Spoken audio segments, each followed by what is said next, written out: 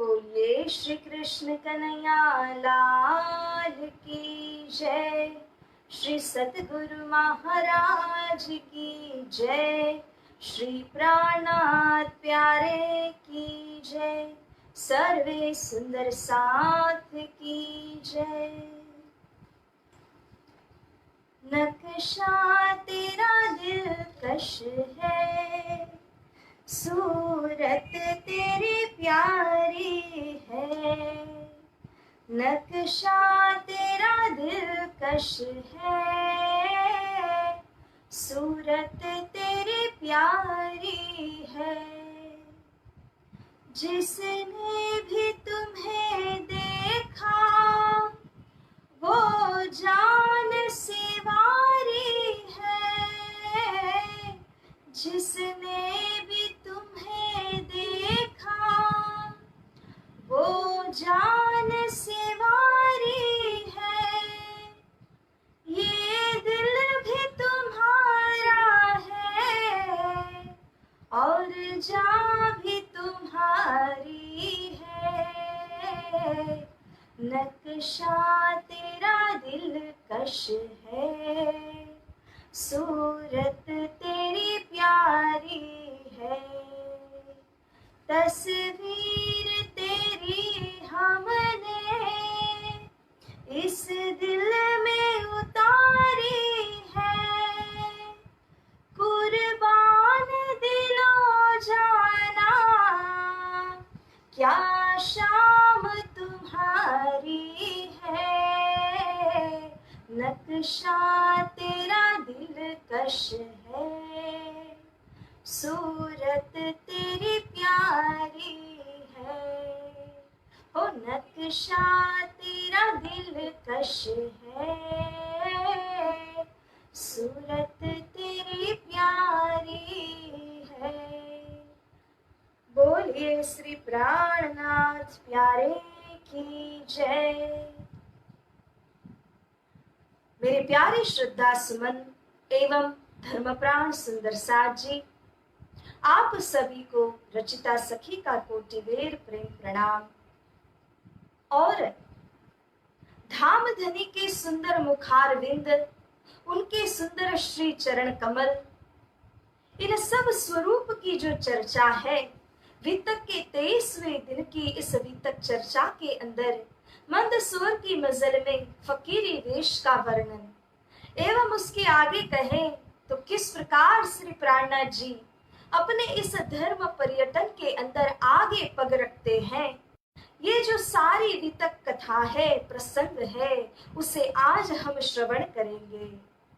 तो प्यारे सुंदर साथ जी, अब श्री राज श्यामा जी के चरण कमल को स्मरण करें, वंदना करते हुए अब हम आज के दिन का शुभारंभ करते हैं। आनंद कंदम प्रभुदेव चंद्रम व्रजे स्वरूपेण पुरापि जातम् प्रवेश्य प्राप्तं प्रिय प्राणनाथं परेश पूर्णं सततं नमामि।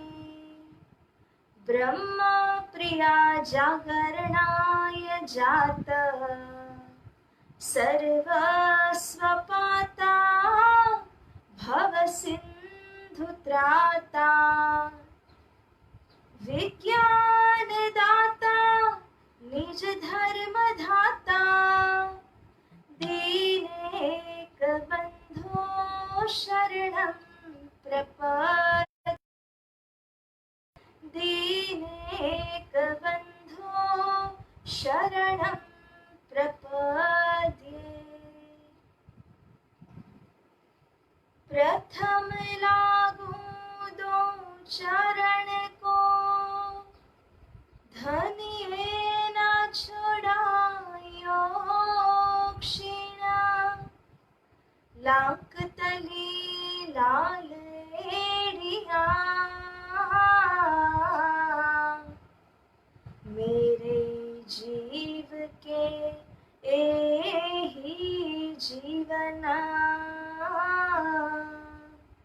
मेरे जीव के एही जीवन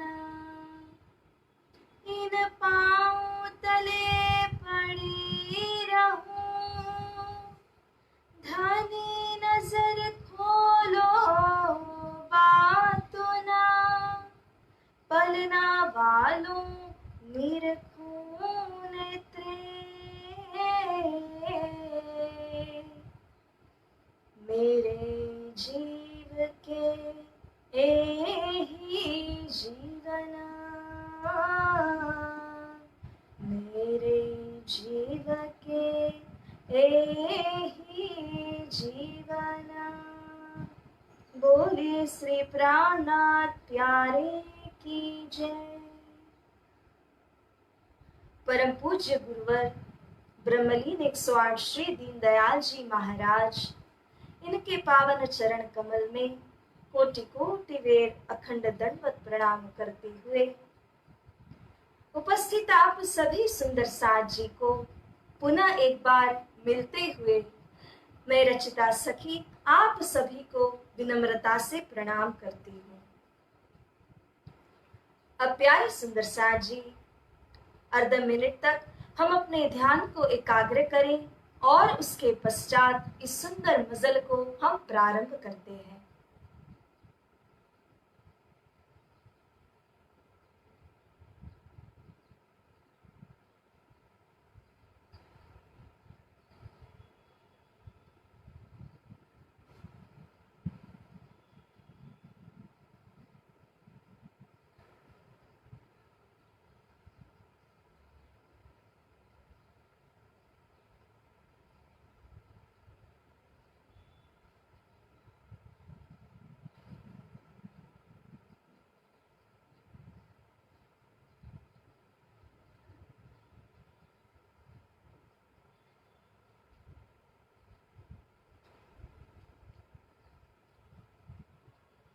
बोलिए श्री प्राणनाथ प्यारे की जय।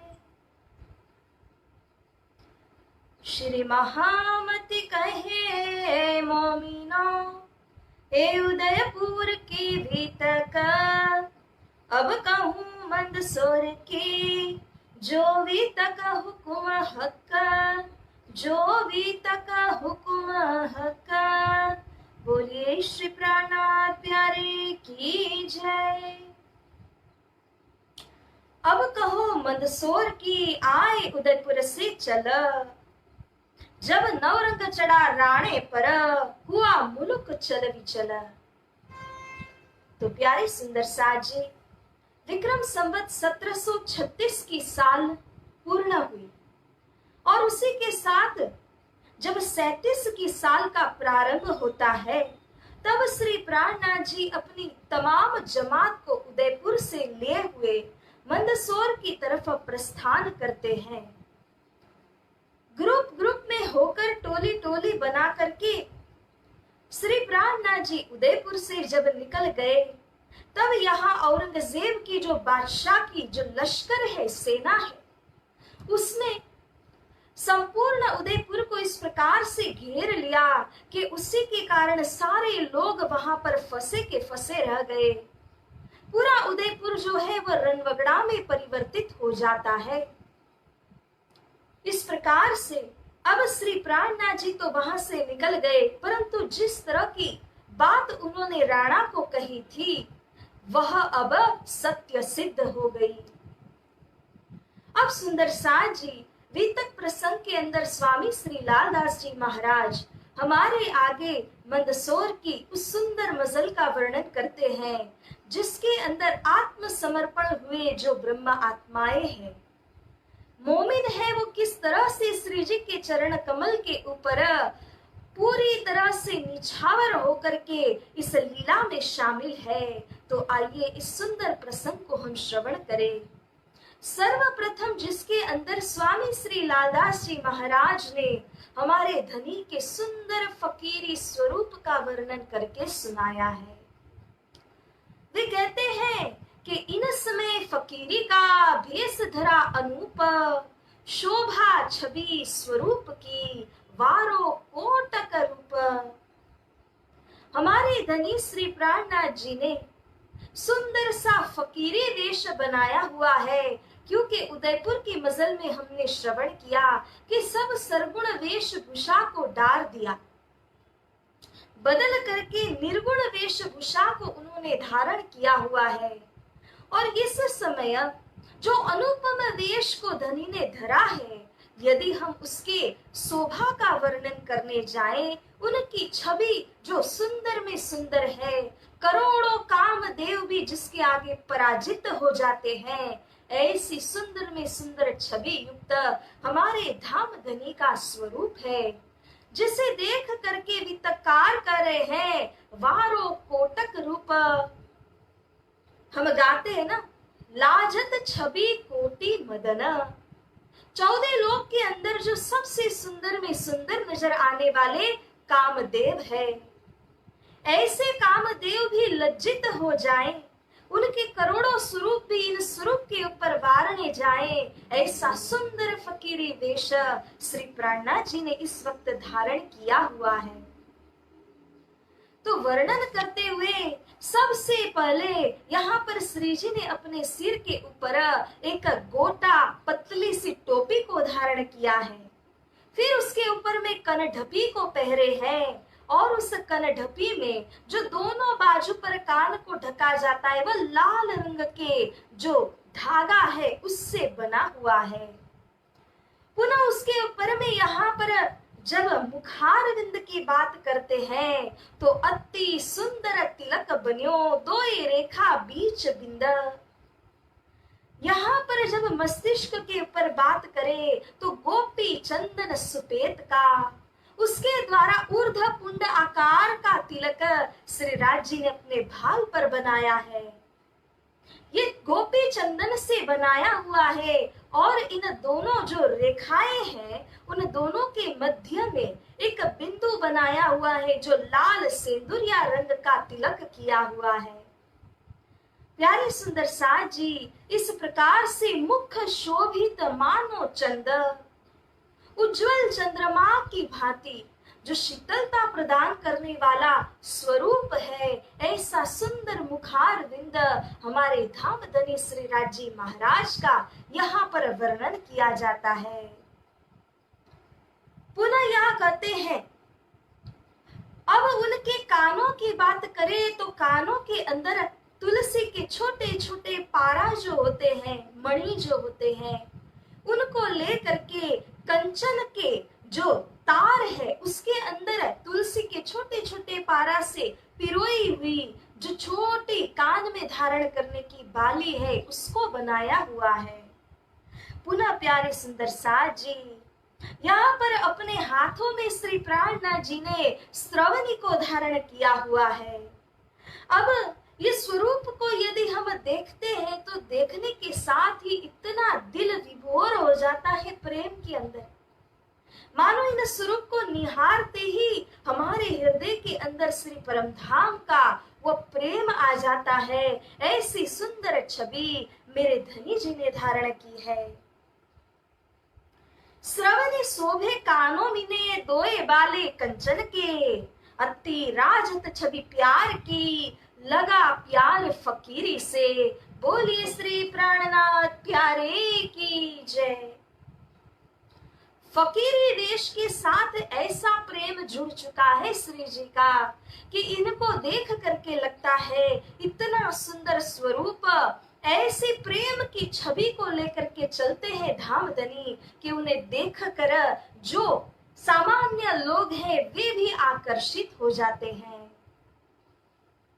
अब यहाँ धाम धनी श्री प्राणनाथ जी के श्रृंगार का जो वर्णन हो रहा है उसके अंदर बहुत ही अहम बात आती है, जिसको लेकर हमेशा कई बार विवाद भी खड़े हो जाते हैं। परंतु सुंदर साथ जी इस चौपाई के द्वारा हमें यह स्पष्ट होता है कि श्री प्राणनाथ जी ने अपने कंठ के ऊपर में उस कंठी को धारण किया हुआ है। पहली कंठी तुलसी की और बड़ी माला चार। देखिए धामधनी श्री प्राणनाथ जी के कंठ के ऊपर में सुंदर तुलसी की कंठी जो है वह शोभा ले रही है। उसके अलावा अन्य 4 मालाओं को धनी ने धारण किया हुआ है, परंतु यह जो तुलसी की बनी हुई कंठी है वह तो एक सुहागिन, एक समर्पित आत्मा के लिए अपने मंगलसूत्र की भांति होती है। इसीलिए अगर कभी भी मन के अंदर दुविधा का भाव हो, कंठी पहनना नहीं पहनना, तो श्री जी के इन श्रृंगार के वर्णन की चौपाइयों को देखिए। न केवल मंदसौर की मजल में, बल्कि इसके बाद भी जब हम पन्ना जी के अंदर श्री जी के स्वरूप का श्रृंगार श्रवण करेंगे, उस वक्त भी वहां पर ये बातें आती है कि उन्होंने अपने कंठ के ऊपर में तुलसी की कंठी को धारण किया हुआ है। क्योंकि सुंदर साज जी शास्त्रों के अंदर भी देखे ना, तो इस तुलसी की कंठी का बड़ा ही महत्व कहा गया है। शास्त्र कहते हैं कि यस्य कंठे कंठी नास्ति नराते मूढ़ मानसा अन्न विष्ठम जल मूत्रम पीयूषम रुधिरम भवेत। जिस नर आत्मा के गले में जब वह दीक्षित हो जाए और उसने कंठी को धारण नहीं किया है, तब वह मनुष्य कैसा कहा गया है? मूढ़ में मूढ़, नरों में अधम मनुष्य कहलाता है। क्योंकि इस मनुष्य ने जब संबंध लगाया तो संबंध की निशानी को भी तो धारण करना है, और उसने खाया हुआ अन्न भी विष्ठा के समान होता है, पिया हुआ जो जल है वह भी रक्त के समान कहा जाता है। तो इसीलिए इस कंठी का बड़ा ही महत्व है। जब हम दीक्षित होते हैं अपने गुरुओं से, तब वे हमें इस कंठी को प्रदान करते हैं, और इसीलिए हम अपने कंठ के ऊपर इस कंठी को धारण करते हैं। श्री प्राणनाथ जी ने भी अपने कंठ के ऊपर ये सुंदर कंठी धारण की हुई है। अति शोभत अंग मेखली लोई धागे भरी सुमार। श्री प्राणनाथ जी के अंग के ऊपर लाल रंग से बनी हुई जो मेखली है, जो खेस को धारण करते हैं, वह भी अत्यंत सुंदर शोभा युक्त लग रही है। और इतना ही नहीं, अब श्री प्राणनाथ जी ने गोदड़ी को अपने हाथों से बुना हुआ है। उस गोदड़ी को अपने साथ ही साथ जहां पर भी पर्यटन में चलते हैं वहां पर ले करके चला जाता है। पुनः श्री प्राणनाथ जी ने यहाँ पर सेली, एक लंबा जो हार है, उसको धारण किया हुआ है। अपने हाथों में जो सुमरनी है माला करने के लिए वह भी रहती है, और मुतका जिसमें वह माला को रखा जाता है, ऐसा गौमुखी आकार का जो एक छोटी सी पोटली होती है, वह भी श्री जी के इस श्रृंगार में वर्णित है। और गोदड़ी ओढ़न की हाथों लई बनाए, सेली सुमरनी मुतका अंग शोभित है ताय। श्री जी के अनुपम स्वरूप को और भी वृद्धि करने के लिए सेली, सुमरनी, मुतका ये सब उनके अंग के ऊपर में शोभा ले रहे हैं। पुनः अब कहें तो श्री प्राणनाथ जी ने अत्यंत कोमल ऐसी धोती को धारण किया हुआ है। विशेष प्रकार से श्री प्राणनाथ जी इस धोती को धारण करते हैं, जिससे कि उनका जो नीचे का शरीर है, पैर है, वो सब ढके जाते हैं उस धोती से, और जो बाकी की बची हुई आधी धोती है उसके द्वारा अपने आप को ऊपर से कवर कर लेते हैं। ऊपरनी धोती अंगोछा पहने और बांधे कमर। तो इस प्रकार से उसी जो मुलायम कपड़े को श्री प्राणनाथ जी ने अपने पूरे अंग को यहाँ कवर करने के लिए, ढक देने के लिए लेते हैं। एह छवि ब्रह्मांड में शोभा सब ऊपर, बोले श्री प्राणनाथ प्यारे की जय। तो यहाँ पर गीतकार स्वामी श्री लालदास जी महाराज का कथन है कि यदि हम अपने हृदय की आंखों के द्वारा इस सुंदर छवि को निहारते हैं, तो प्यारे सुंदर साथ जी जिस प्रकार अक्षरातीत से आए हुए हमारे धाम धनी हैं, उसी प्रकार का सुंदराति सुंदर और अनुपम स्वरूप मेरे धनी ने धारण किया हुआ है। जैसे मेरे धनी के परे कोई नहीं है, इसी प्रकार से मेरे धनी का जो स्वरूप है वह छवि इस ब्रह्मांड के अंदर सर्वोत्कृष्ट ऐसी छवि है, सर्वोपरि छवि है। एक पात्र तुम्बे का और तुम्बा कमर, साज सबई जोली मिने राखत है कांद ऊपर। यहाँ तुम्बे के पात्र बनाते हैं जिसके अंदर जल को भर करके जगह जगह पर जाना हो तब ले जाया जाता है। तो श्री जी के पास में भी दो पात्र तुम्बे के बने हुए हैं। एक वह पात्र जो कि उन्होंने अपने हाथों में रखा है और दूसरा जो अपने कमर के साथ में बांध करके यात्री की भांति कोई चलता है। और इस प्रकार से श्री प्राणनाथ जी के पास में 7 रंगों से जोड़ करके बनाई हुई झोली भी है, जिस झोली के अंदर सारा फकीरी साज आ जाता है।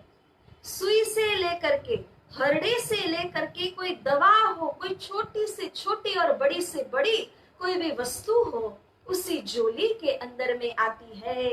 और श्री प्राणनाथ जी ने इस झोली को अपने बाएं कांध से लेकर के दाहिनी तरफ इस प्रकार से धारण किया हुआ है। पहिनी पाँव में पनही चलत चटकनी चाल, संग केते का मोमिन चलत होत खुशाल। बोलिए श्री प्राणनाथ प्यारे की जय। तो अपने चरणों में पनही को, पादुका को श्री जी ने धारण किया है। चटकनी चाल से श्री जी चलते हैं और उनके साथ साथ में मोमिनों का जो लश्कर है वो अत्यंत खुशहाल होते हुए श्री जी के चरणों पर कदम रखते हुए वे भी चलते हैं। तो इस प्रकार से श्री राजी ने यह वेश को धारण किया है। इसी प्रकार से श्री बायजूराज महारानी ने भी फकीरी वेश को धारण किया है। उनके जैसा ही वेश संपूर्ण स्त्री जाति ने भी धारण किया हुआ है। ऐसी सुंदर शोभा युक्त जो जमात है, जेने दर्शन नेत्र ठरे ऐसी जमात। देखते ही आपके आत्मा में करार हो जाता है और लगता है कि मैं इनके पास में बैठूं, 2 शब्दों को मैं श्रवण जरूर करूं। इस प्रकार की सुंदर जमात श्री प्राणनाथ जी के साथ में चल रही है। इसीलिए यहाँ पर श्रीमुखवाणी में भी कहा कि लिखी फकीरी ताले मिने अपने हादी के, कदम पर धरे कदमा मोमिन कहिए ए। हमारे हादी श्री प्राणनाथ जी के ताले में फकीरी लिखी है, फकीरी का वेश लिखा है। और जो इनके पद चिन्हों पर चलते हैं वे ही तो सच्चे मोमिन हैं, जो अपने धनी की चाल से चाल मिला करके चलते हैं। तो प्यारे सुंदर साज जी अब इस प्रकार से रामपुरा में प्रवेश हुए, दुधलाई के ठोर आ गए और वहां पर जो पूर्णमल चारण थे वहां के राजा थे। उनकी माता इस फकीर की जमात को देख करके आती है और उन्हें लगता है कि मैं दीदार करूं। तो आई, उन्होंने दीदार किया, नतमस्तक हुई। ऊपर की पहचान होती है कि फकीर है, फकीर की जमात है, इसीलिए एक साधु महात्मा का जिस तरह से आदर किया जाता है उसी आदर से वे आकर के नतमस्तक हो गई। मोमिनों ने यहाँ पर एक हवेली को जो काम है वह प्रारंभ किया। वे ईंटें बनाते हैं, क्योंकि श्री प्राणनाथ जी की जमात में यदि देखते हैं सुंदर साज जी तो हर प्रकार के लोग, हर कारीगरी के लोग शामिल हैं।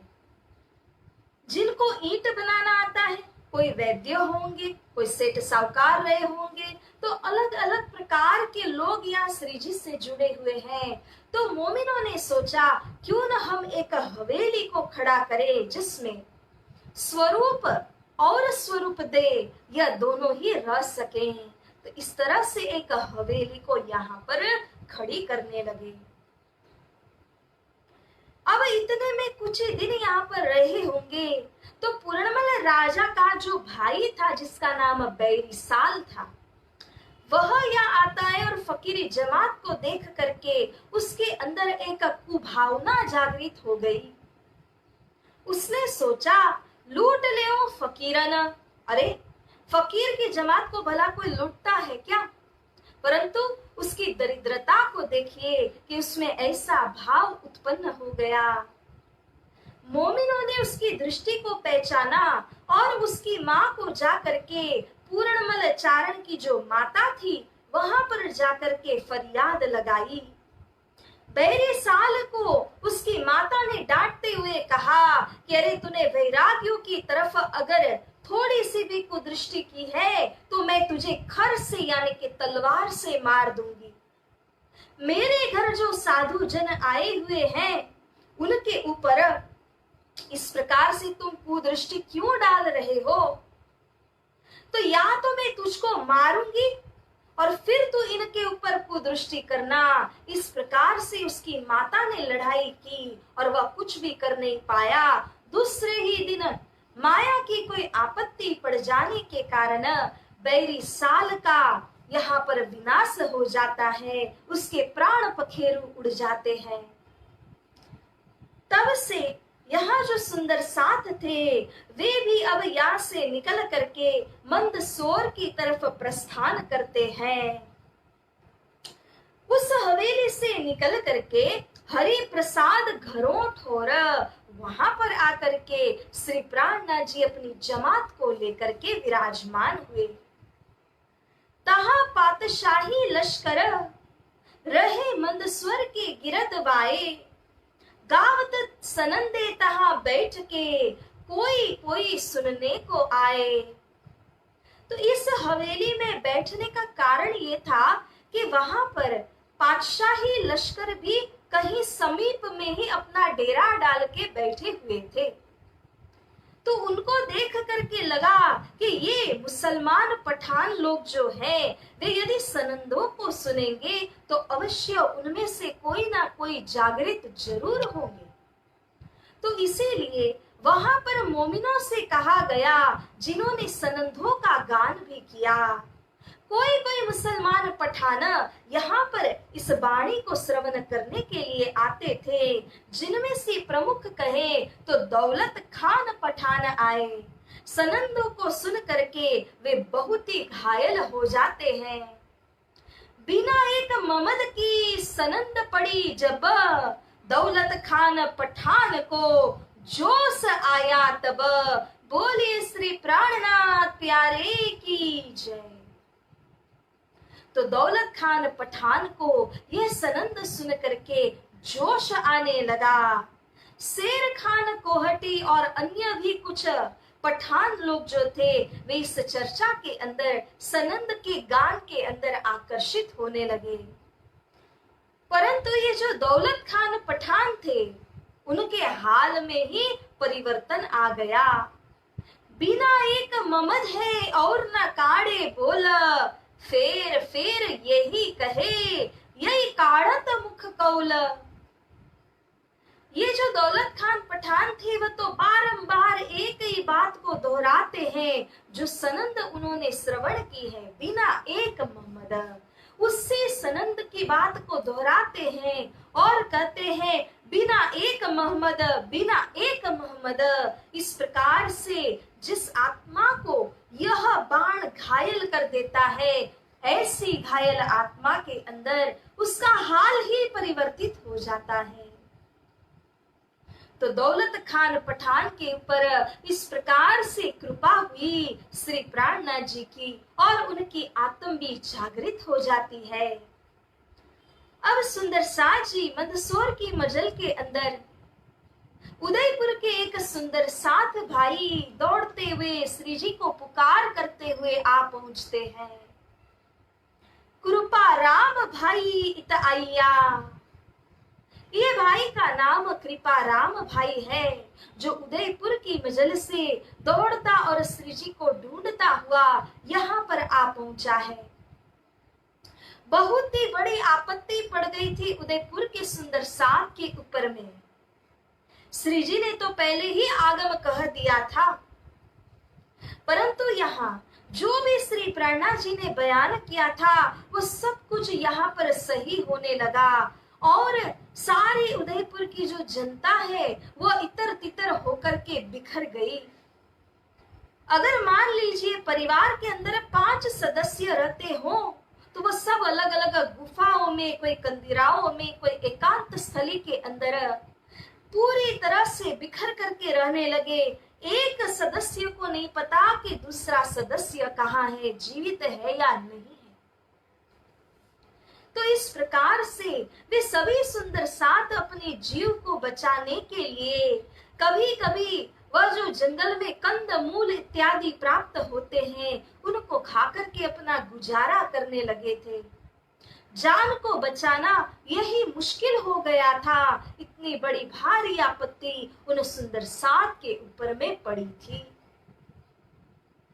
तो अब यही बात का संदेश देने के लिए जो कृपाराम भाई है वे श्री जी के पास में आए और उनसे कहते हैं कि हे मेरे धाम धनी, हम तो आपकी जागनी करने के पहले सारे देवी देवता इष्ट आदि को मानते थे और उनके ऊपर हमारी सुरता को लगाते थे, परंतु जब से आप श्री का आना उदयपुर में हुआ, आपने आत्म को जागृत करके परम धाम का दिव्य संदेश जब से हमको सुनाया, तब से लेकर के अब हमारी आत्म के धनी, हमारे प्राणनाथ ये तो आप ही हैं। इसीलिए हम और कुछ नहीं जानते। तुम दुल्हा मैं दुल्हन और न जानू बात, आप हमारी रक्षा कीजिए, धनवट कीजिए। हमारे ऊपर इस प्रकार की आपत्ति आन पड़ी है। तो जब उन्होंने इस प्रकार से विलाप करते हुए अपनी दुर्दशा का वर्णन किया, विलाप इनका सुन के दिल में हुआ दर्द, मुंह दरगाह बीच करके पुकार करी मोहम्मद। बोलिए श्री प्राणनाथ प्यारे की जय, श्री सतगुरु महाराज की जय। सुंदर साथ जी कहते हैं कि जब भक्त किसी भी प्रकार की आपत्ति में पड़ जाते हैं और अपने धनी को हृदय से याद करके पुकार करते हैं, तो मेरे धाम धनी यही बात को कहते हैं कि तुम एक बेर साध देओ मैं खेल में, मैं 10 बेर करूं जी जी। परंतु साध ऐसे करना जो कि हृदय से किया हुआ हो।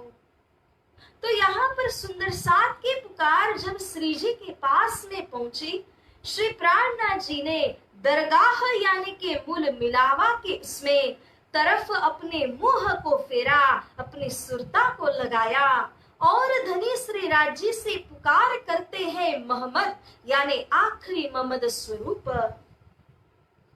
जब श्री प्राणनाथ जी उनसे पुकार करते हैं क्योंकि उनके दिल के अंदर दर्द उठा है, मेरी जमात इस माया के बीच में इस प्रकार से बिलख रही है, रो रही है, तड़प रही है। हे धाम धनी, यहाँ पर समझने की बात है कि जो तामसी सखिया है जिनके मनोरथ अधूरे रह गए थे, उनको दिखाने के वास्ते यह तीसरा ब्रह्मांड रचा गया। यही तामसी सखियों को इस खेल की हकीकत से परिचित कराने के लिए उदयपुर के अंदर माया इस प्रकार से टूट पड़ी सुंदर साथ के ऊपर।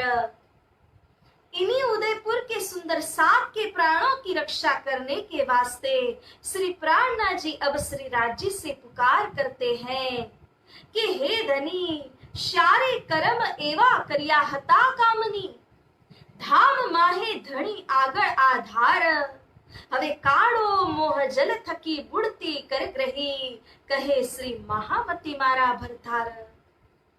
हे धनी, ऐसे कौन से कर्म ब्रह्म आत्माओं ने किए थे धाम के अंदर कि जिसके प्रतिफल स्वरूप ऐसे संसार के बीच में आपने हमको भेजा।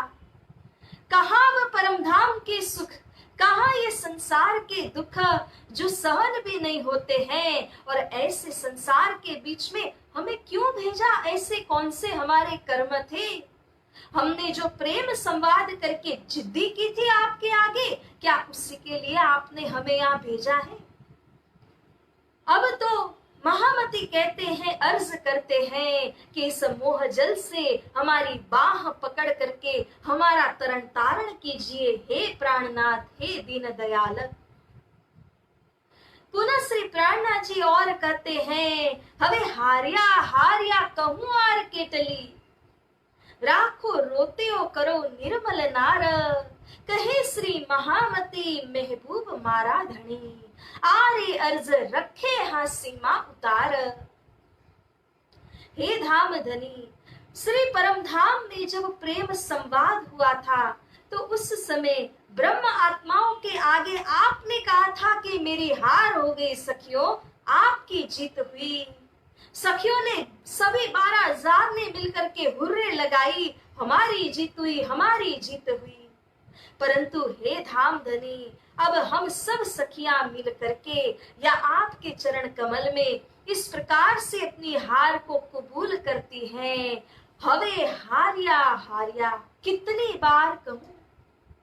एक बार दो बार नहीं, कईयों बार हम अपनी हार को स्वीकार करते हैं, क्योंकि हम ही ने कहा था 100 बेर देखो आजमाए के, मोमिन भूले न कब। किंतु उस वक्त माया का हमें परिचय नहीं था, ना समझी में हमने कहा था। अब तो माया का पूर्ण परिचय हमें प्राप्त हो चुका है, तो इसीलिए हे धाम धनी, अब हम आपके चरणों में विनंती करते हैं कि अब हम हारे हारे, आपकी जीत हुई हे बालाजी, इस खेल को अब बंद कीजिए। हम जो अर्जी कर रहे हैं, इस अर्जी को आप हांसे में न उतार देना, आप हमारी इस अर्जी पुकार को अवश्य ध्यान से सुनना। तो इस प्रकार से पुनः कई बातें उस विरह के प्रकरण के अंदर श्री प्राणनाथ जी ने उनके आगे कही, जो यहाँ वाणी के रूप में अवतरित हो गई है।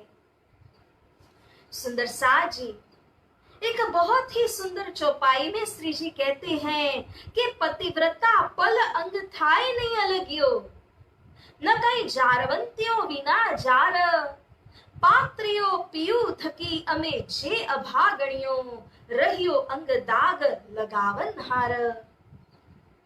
कोई पतिव्रता स्त्री होती है तो वह तो अपने पति के बिना किसी परपुरुष के विषय में सोच भी नहीं सकती है।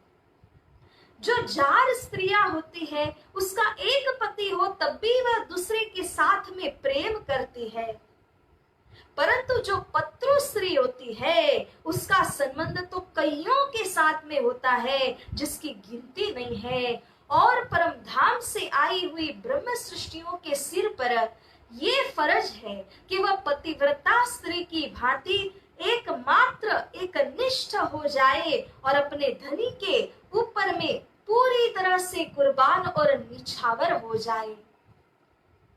परंतु ऐसा करना तो दूर, ब्रजमंडल के अंदर हमने जार पति का भाव तो कम से कम रखा था, या पतिव्रता होने का भाव धारण करना है, परंतु हम तो पत्रु स्त्री की भांति कई अलग अलग जगहों पर जाकर अपने सिर को नमाते रहे। एक निष्ठा हो जाना श्री राजी के चरण कमल के ऊपर, ये तो हमें आया नहीं, और कई अनंत इष्ट बना करके उनकी उपासना में हम लग गए। तो इस प्रकार से जो ब्रह्म आत्मा है वो माया के चंगुल के अंदर ऐसे फंस चुके हैं कि इसी माया के कारण न करने के सारे काम वे करते हैं। तभी तो या श्री जी अर्जी करते हैं कि कहे श्री महामती सुख देण सिनगार।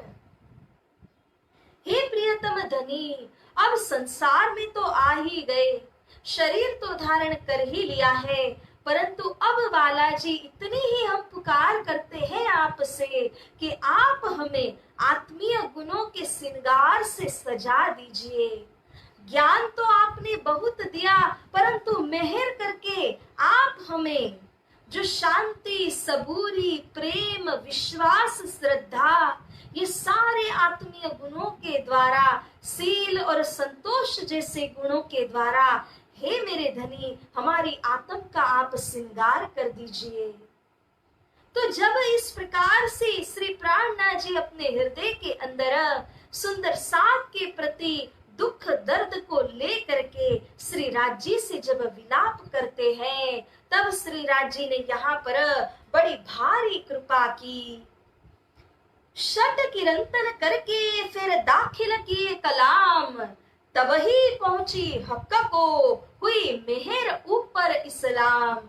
बोलिए श्री प्राणनाथ प्यारे की जय। तो यहाँ पर जब श्री जी ने यहाँ जो सुंदर साथ के ऊपर आई हुई आपत्ति की बात को श्री राज जी के समक्ष प्रस्तुत किया, तब तुरंत ही श्री राज जी ने यहाँ पर वाणी को संदेश श्री जी के द्वारा भेजा।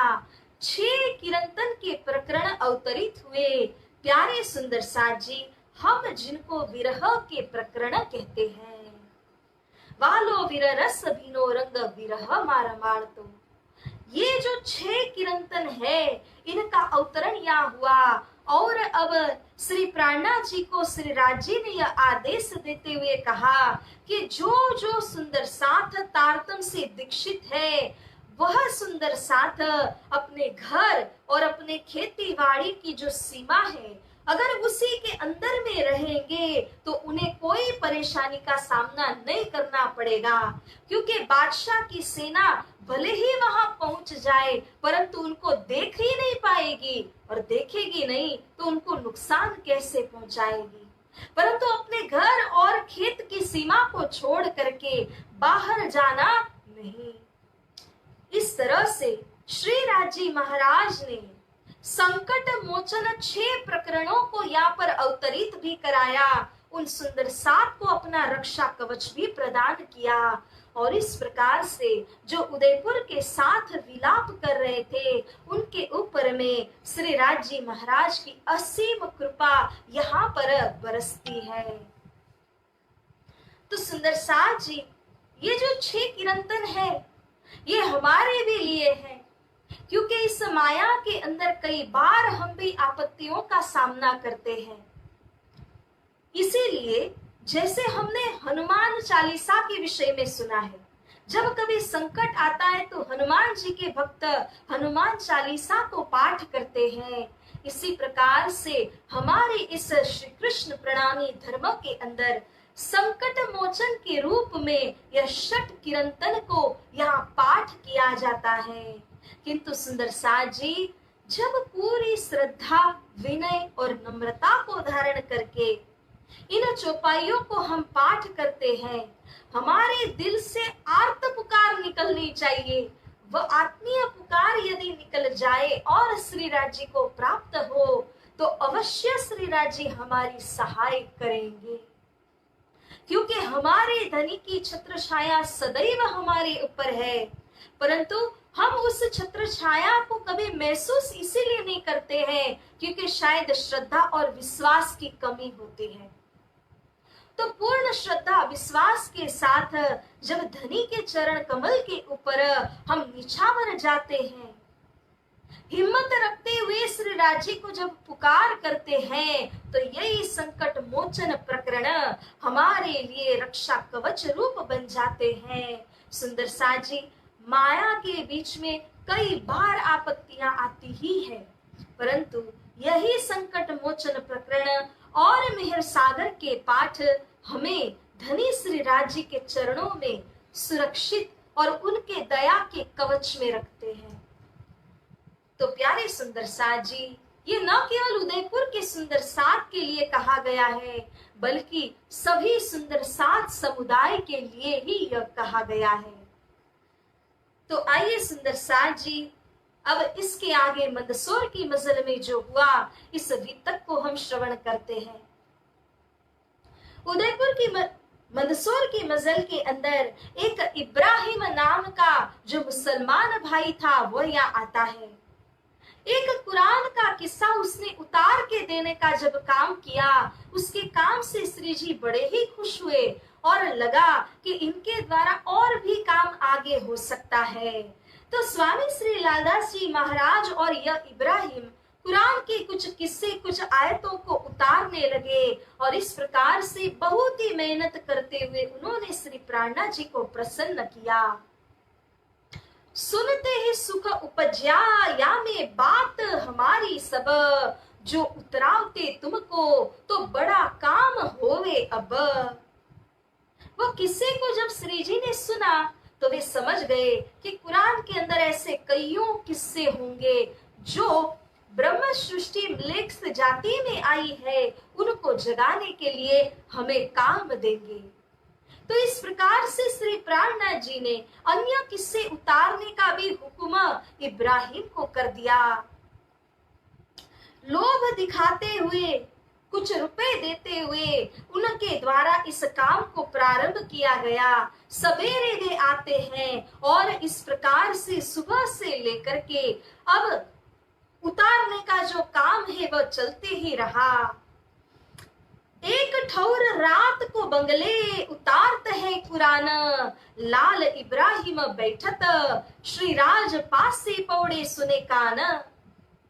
शुरू में अलग समय को लिया था, फिर उसके बाद जब निश्चित रूप से हुआ कि इनके द्वारा कुरान को उतारना है, तब इब्राहिम को एक निश्चित समय पर बुलाने लगे और जो बंगला जहां पर श्री जी बैठे हुए थे वहां पर रात्रि और एकांत का समय लेकर के श्री लालदास जी महाराज और इब्राहिम ये दोनों बैठने लगे। इस प्रकार से करते करते एक दिन एक प्रसंग हुआ कि वहां पर किसी आयत के अंदर इब्राहिम को संतुष्टि नहीं हुई और इब्राहिम ने कहा, ये तो कोई राव सी कलम मारी उनने, ये तो कोई अनपढ़ गवार व्यक्ति ने लिखा हुआ है।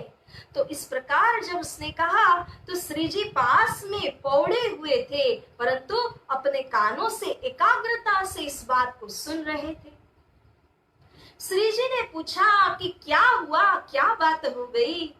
तो इब्राहिम कहते हैं, तब कया इब्राहिम ने जो सुन्नी मुसलमान मोहम्मद की उम्मत के अर्जुई ना पहुंचे कान। जो सुन्नी मुसलमान है उनकी अर्ज खुदा को पहुंचती नहीं है, इस प्रकार की बात लिखी हुई है और मुझे लगता है कि ये बात किसी अनपढ़, किसी गवार ने लिख दी है, उतारने में उसने भूल कर दिए। और वाही शुगल को समझत नाही तुम, कोई क्या जाने उन क्या लिखा सो समझत नाही हम। तो इब्राहिम चाहते थे कि उस न शब्द को हटा दिया जाए ताकि क्या बन जाए कि सुन्नी मुसलमान की अर्जुई खुदा को पहुंचती है। परंतु श्री प्राणनाथ जी ने उनको ऐसा करने से रोक दिया और कहा कि अरे, लिखने वाले जो मोहम्मद साहिब हैं उन्होंने किस वजह से यह लिखा होगा, किस सोच के आधार पर यह लिखा होगा, ये हम आप नहीं जानते हैं। इसीलिए इसका एक हर्फ फिराना वह हमारे इस अधिकार के अंदर आता नहीं है, तो तुम हर्फ न फिराओ इनका। श्री जी ने मना कर दिया। तो इस प्रकार से वहां इब्राहिम इसका हर्फ बदल नहीं सका, परंतु इस प्रकार से कुरान को उतारते उतारते उतारते कईयों दिन जब बीतने लगे तो इस तरह से 16, 17, 18 और 19वां सिपारा पूरी तरह से उतार दिया। तब जाकर के अंतिम जो 30वां सिपारा है कुरान का, उसे उतारने लगे। जब वह पूरा हुआ तो पहले से लेकर के 5वें सिपारे को उतार ही रहे थे, तब जाकर के इब्राहिम के दिल में आए बैठा दज्जाल, लेऊं तफसीर छीन के तो मन को करो खुशाल। ये दज्जाल है ना, वो आ ही जाता है जब कोई अच्छा कार्य हो रहा हो, तब शोर मचाने के लिए किसी न किसी को अपना माध्यम बना ही लेता है। या इब्राहिम के दिल में दज्जाल आकर के बैठा और उस दज्जाल ने इब्राहिम के मन को ऐसा शैतानी बना दिया कि इब्राहिम ने सोचा तफसीर मैंने लिखी है, क्यों मैं इन हिंदुओं के हाथ में दे दूं, मैं इसको वापस से ले लेता हूं। तो इस प्रकार से वह तो फितवा उठाने लगा, झगड़ा करने लगा, सारे मोमिन निराश हो गए। जब उस तफसीर को देने से मनाही कर दी तो बादशाह का डर वह दिखाने लगा। इस प्रकार से यहाँ पर जो इब्राहिम था वो बहुत ही तूफान मचाता है। श्री जी भी दिलगीर हुए और इस प्रकार से तफसीर लेकर के वह चला गया। सुन शुकन मोहब्बत खान बहुत हुआ गुस्से, सिर भानो इब्राहिम का मंद स्वर के बीच में।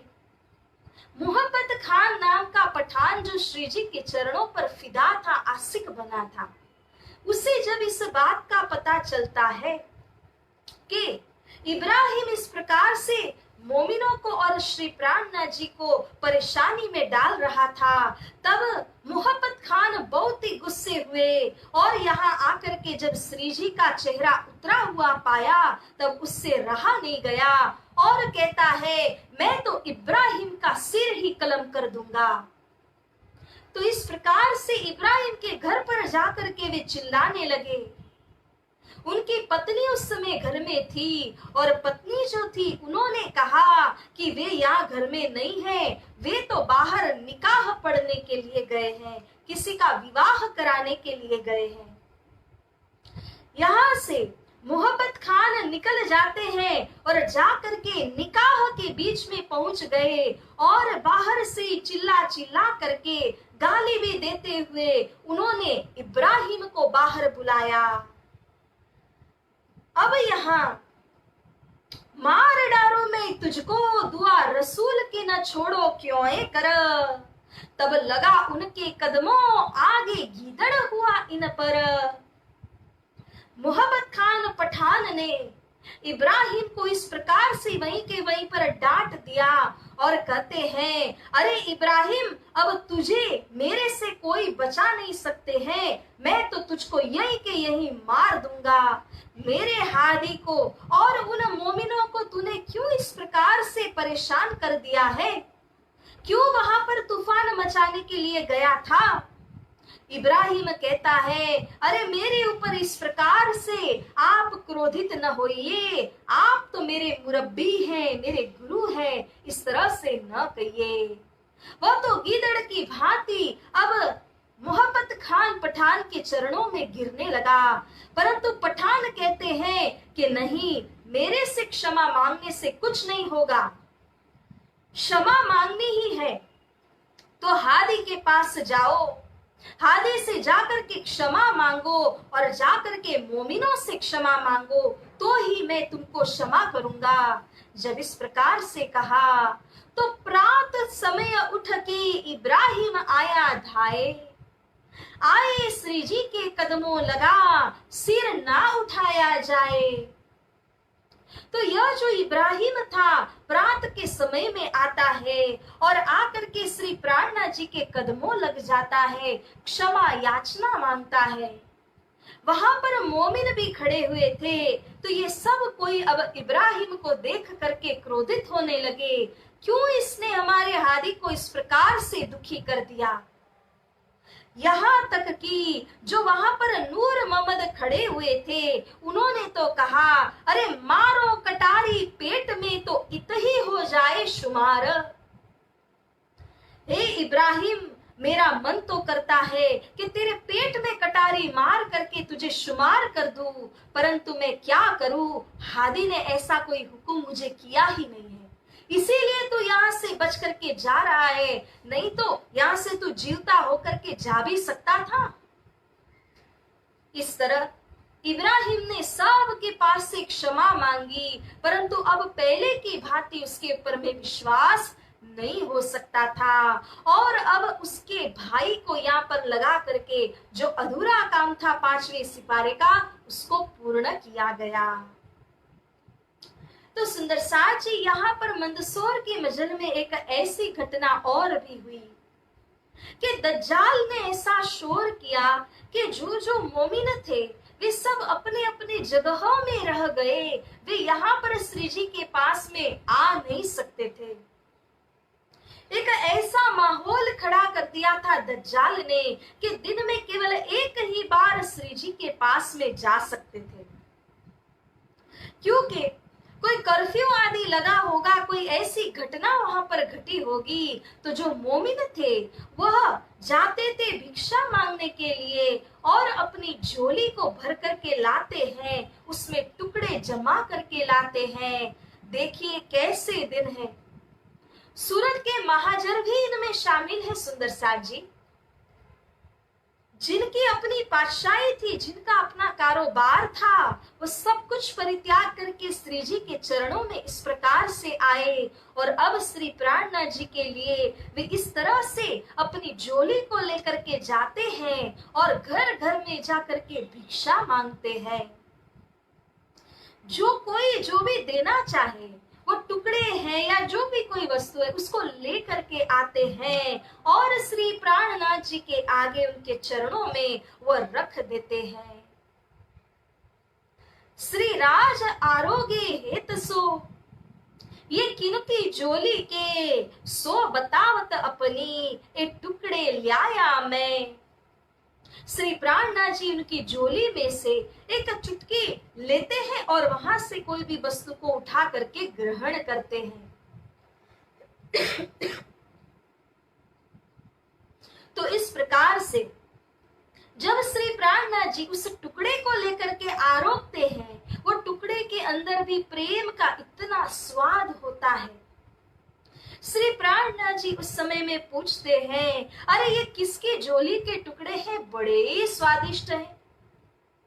तो जब वे इस प्रकार से कहते हैं, तब लाने वाले बोलते, अरे ये तो मेरी झोली के टुकड़े हैं, ये टुकड़े लाया मैं। राजी होवे तीन पर, बातें हंस हंस करे बनाए, मैं अजमावत तुमको इन मजलों पहुंचाए। बोलिए श्री प्राणनाथ प्यारे की जय।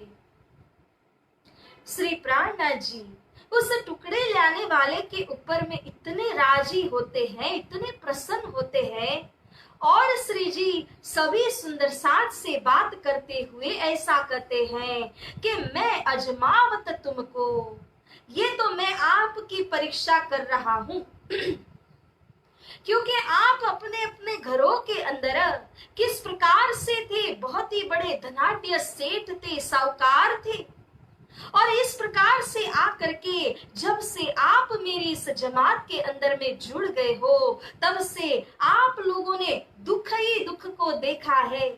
जहां कहीं पर भी हम भ्रमण करते हैं तो वहां पर आप टुकड़े लाते हैं, उसको खाते हैं, इसके द्वारा आपका गुजरान चलता है। इसके अंदर कोई मैंपन का भाव नहीं है, कोई अहंकार का भाव नहीं है कि मैं तो कोई फलाना सेठ हूँ, साहूकार हूँ। जो जैसी परिस्थिति आती है नजर के सामने, उस परिस्थिति को आप उसी प्रकार से देखते हैं। तो जो भी सत्ता थी, पातशाही थी आपके हाथों में, वह अब नहीं रही, कोई मैंपन भी नहीं रहा। एकमात्र लक्ष्य है श्री परम धाम के अंदर उठने का। बस उसी लक्ष्य के द्वारा आप रात दिन पर्यटन के अंदर चलते जा रहे हैं, एक दूसरे की सेवा करते हैं, एक दूसरे से प्रेम भाव रखते हैं, और इस तरह से हमारी पर्यटन आगे बढ़ रही है। मोमिन राजी होय के बातें करे खुश दिल, ये दिन हम कब पावही रहे एक दूजे हिल मिल। बोलिए श्री प्राणनाथ प्यारे की जय, श्री सतगुरु महाराज की जय। जब श्री प्राणनाथ जी ने इस प्रकार से उनको कहा कि मैं आपको आजमा रहा हूं, आपके अंदर का जो आत्मसमर्पण है उसकी परीक्षा पल पल हो रही है, तो इसके प्रत्युत्तर में मोमिन यहाँ कहते हैं कि हे धाम धनी, हम भी अत्यंत प्रसन्न हैं, क्योंकि अब एक ही लक्ष्य है, सूरत एक ही राखिए मूल मिलावा माहे, वही हमारी आत्म का लक्ष्य है, क्योंकि हम अगर घर में होते तो न जाने कितने व्यवहारों के बीच में जकड़ गए होते। और इतना ही नहीं, घर की परिस्थिति के अंदर इस प्रकार की चर्चा कथा को कहां हम श्रवण कर पाते। जागनी पर्यटन के अंदर हम पल पल क्षण क्षण आपका कार्य कर रहे हैं, आपके चरण कमल के ऊपर हम निछावर होके कार्य कर रहे हैं। हमें किसी बात की चिंता न फिक्री, भूख लगी तो जाकर के भिक्षा बटोरी और आपके साथ साथ घुलमिल होकर के वह टुकड़ों का स्वाद लिया। इसके अंदर कोई मैपन नहीं है, कोई अहंकार नहीं है, और श्री परम धाम इस प्रकार से हमारे लक्ष्य में आ चुका है। एक दूसरे की हम सेवा भाव भक्ति कर रहे हैं। ये दिन हम कब पावही, ऐसा दिन हमें कब प्राप्त होता, हे धामधनी। तो इस तरह से मंदसौर के अंदर एक बड़ा ही सुंदर माहौल बना हुआ है। तुम सिर भाना दज्जाल का कुटुंब कबीला आस, रहे बहुत बल सूरत मिने संग जोश जब्राइल खास। बोलिए श्री प्राणनाथ प्यारे की जय। श्री प्राणनाथ जी यहाँ पर उन मोमिनों से कहते हैं, आपके अंदर तो श्री राज जी ने बख्शीश किया हुआ जब्राइल रूपी जोश है। धामधनी का यही जोश, यही शक्ति आपके लिए कवच रूप बना है, और वही आपके भीतर से आपकी रक्षा कर रहा है। जिस जोश के कारण आपने मायावी कुटुंब कबीला दज्जाल का सारा साथ सब कुछ परित्याग कर दिया। इस माया को कोई भी सरलता से छोड़ नहीं सकते हैं, परंतु श्री राज जी का जोश शक्ति आपके अंदर है, इसीलिए आपने सब कुछ परित्याग कर दिया है। दज्जाल का सिर आपने भान दिया है। तो श्री प्राणनाथ जी उनको इस तरह से हिम्मत देते हैं, कमर बंधाते हैं। और सबसे सुंदर में सुंदर है सुंदर साज जी यहाँ पर ये प्रसंग, जब श्री बाईजुराज महारानी के हाथों से अत्यंत स्वादिष्ट दाल हमें खाने को मिलती है, जिसका स्वाद हमें इन चौपाइयों के द्वारा लेने को मिलता है। श्री बाई जी ने इन समय सेवा जो करी, मोमिन दाल बनाए आगे धरी, हमेशा दिल रोशन। बोलिए श्री बाईजुराज महारानी की जय, श्री प्राणनाथ प्यारे की जय। देखिए ना, श्री श्यामा जी की शक्ति को लेकर प्रत्यक्ष लीला कर रही हैं श्री बाईजुराज महारानी, और समस्त सुंदर साथ को अपना परिवार जान करके हर एक सदस्य के ऊपर वे अपनी दृष्टि करती है, हर एक सदस्य के ऊपर वे कृपा करती हैं, और समस्त सुंदर साथ के लिए अपने सुंदर कोमल हाथों से दाल बनाती है। जिस प्रकार उनका हृदय रोशन है, प्रेम से भरा हुआ है, वही स्वाद उन्होंने बनाई हुई दाल के अंदर आता है।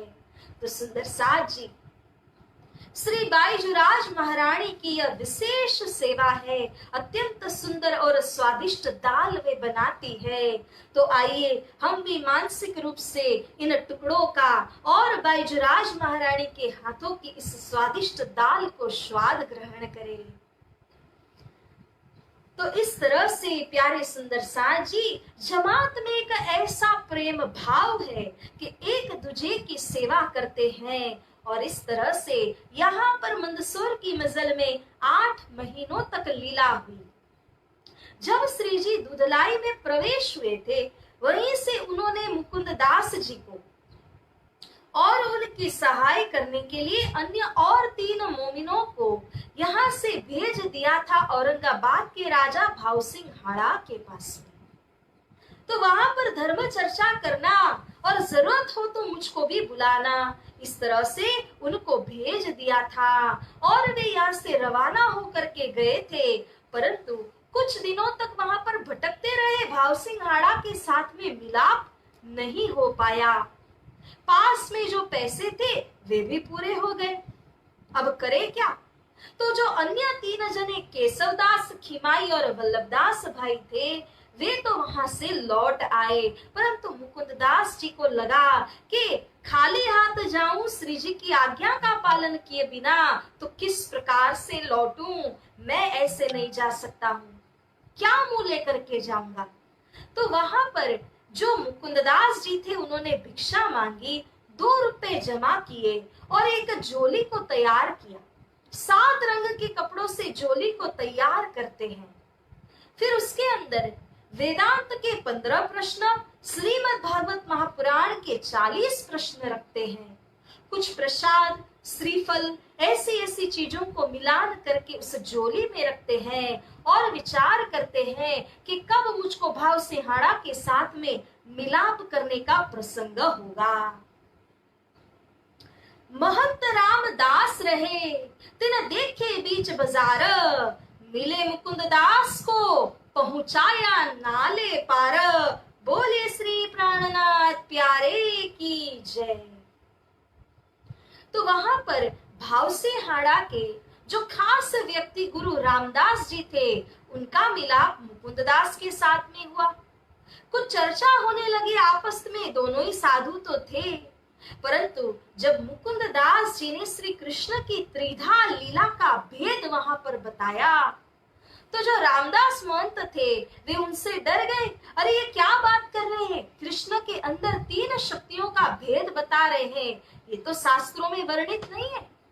तो डरते हुए वहां पर रामदास जी ने मुकुंददास जी को सोटा मार मार करके औरंगाबाद की जो सीमा थी उस नाले के दूसरी पार में भेज दिया और चेतावनी देते हुए कहा, खबरदार जो दोबारा यहाँ आने के लिए हिम्मत की है तो।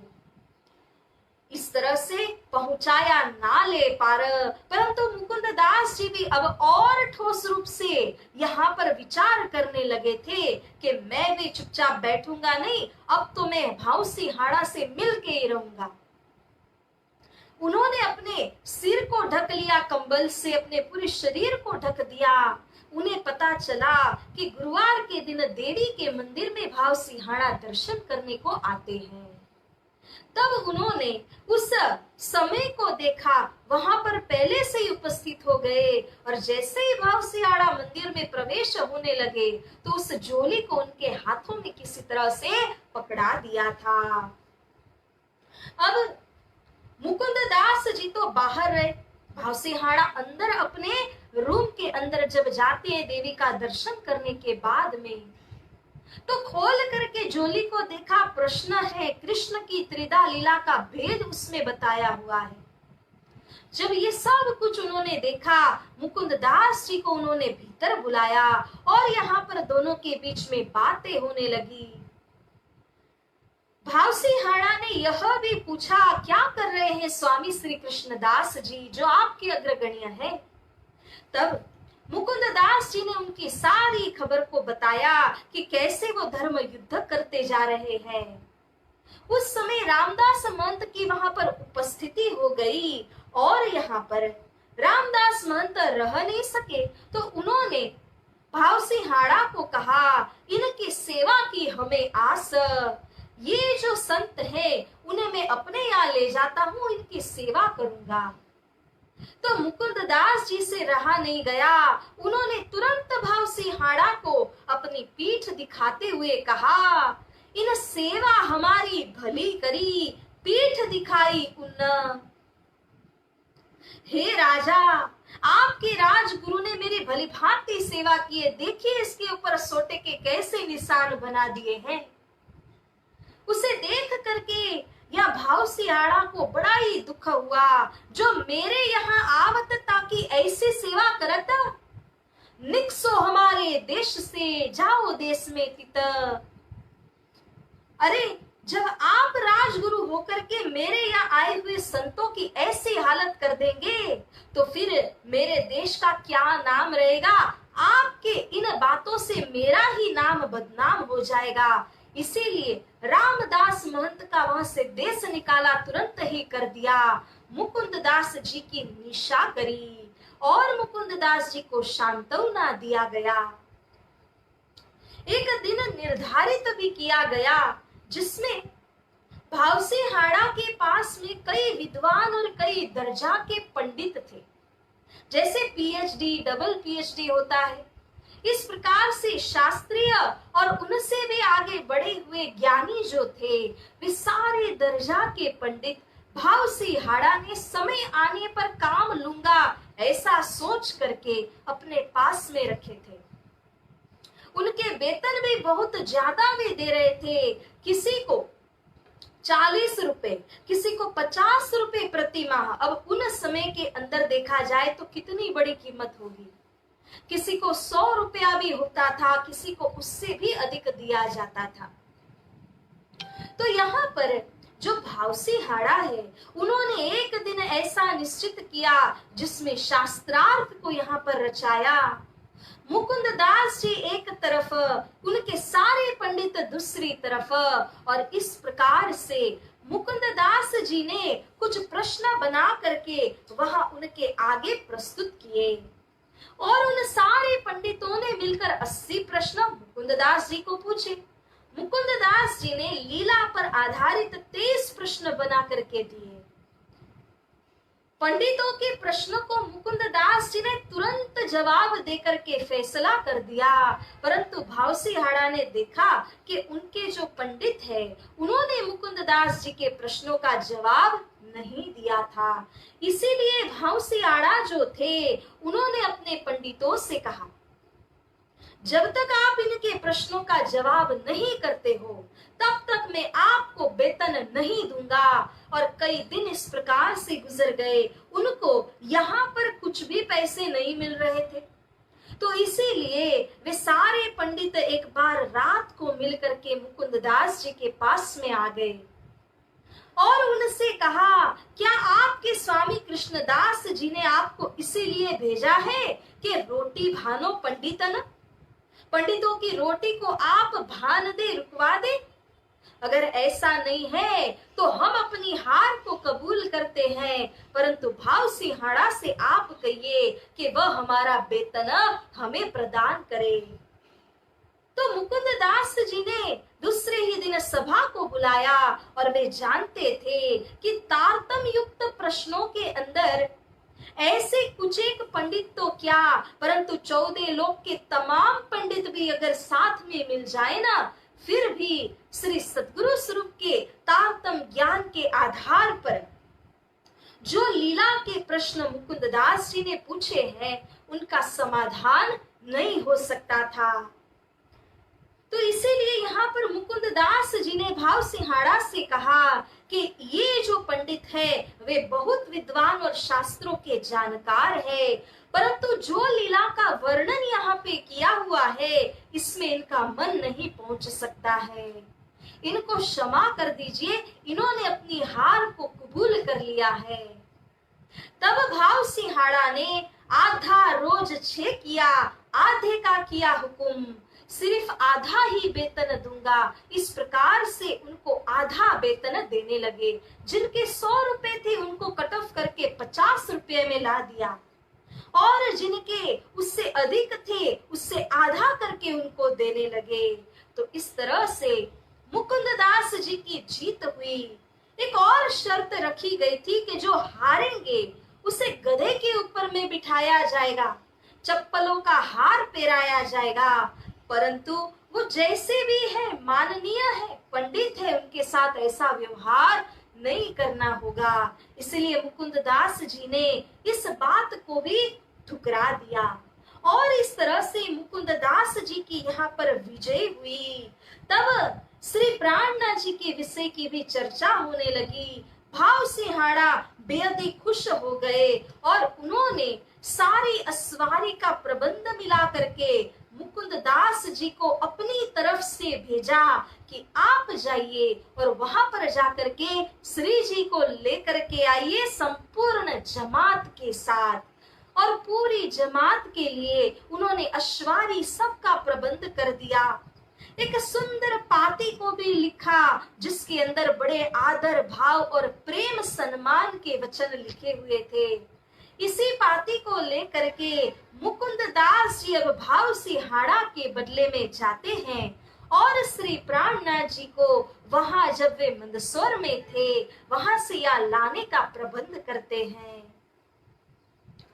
मुकुंद दास विदा होय के लय सवारी साथ, तहां से पहुंचे मंदस्वर खर्ची दई थी हाथ।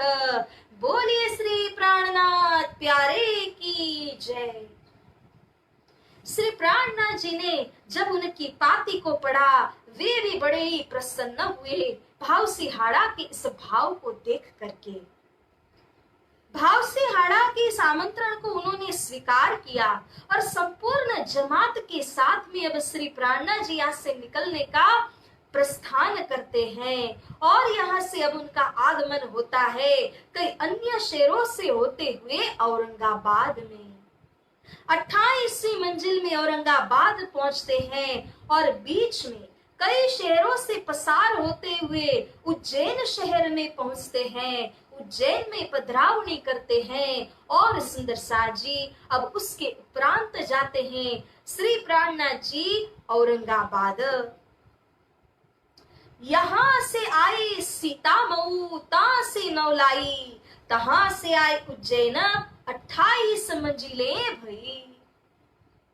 तो अब जहां मंदसौर में थे वहां से सीतामऊ, वहां से नौलाई आए और इस प्रकार हर स्थान में एक दो दिन गुजरान करते हुए अंतिम में जाकर के पहुंचते हैं उज्जैन 23वें दिन की मंजिल में। उज्जैन के अंदर यह विशेष बात हुई कि कई लोग वहां पर जुड़ गए और उन्होंने श्री प्राणनाथ जी को जमात के सहित अपने घर घर में, अपने दुकानों में, अपने कारखानों में सर्वत्र श्री प्राणनाथ जी की पधरावनी की। संत चरण जब हमारे घर में पड़ते हैं तब हमारा घर न केवल पावन हो जाता है बल्कि उनके चरण कमल वहां पर वास करने लग जाते हैं। तो इस प्रकार से जिन जिन का अपना नया घर हो अथवा जिसमें रहते हो, अपने घर को, दुकान को पवित्र करने के लिए कईयों ने श्री प्राणनाथ जी को यहाँ पर पधरावनी किया। श्री प्राणनाथ जी भी जहां जाते हैं उनको आशीर्वाद देते हैं और इस प्रकार से जो कुछ भी वस्तु वे मांगते श्री जी उनको तथास्तु कह देते, आशीर्वाद प्रदान करते थे।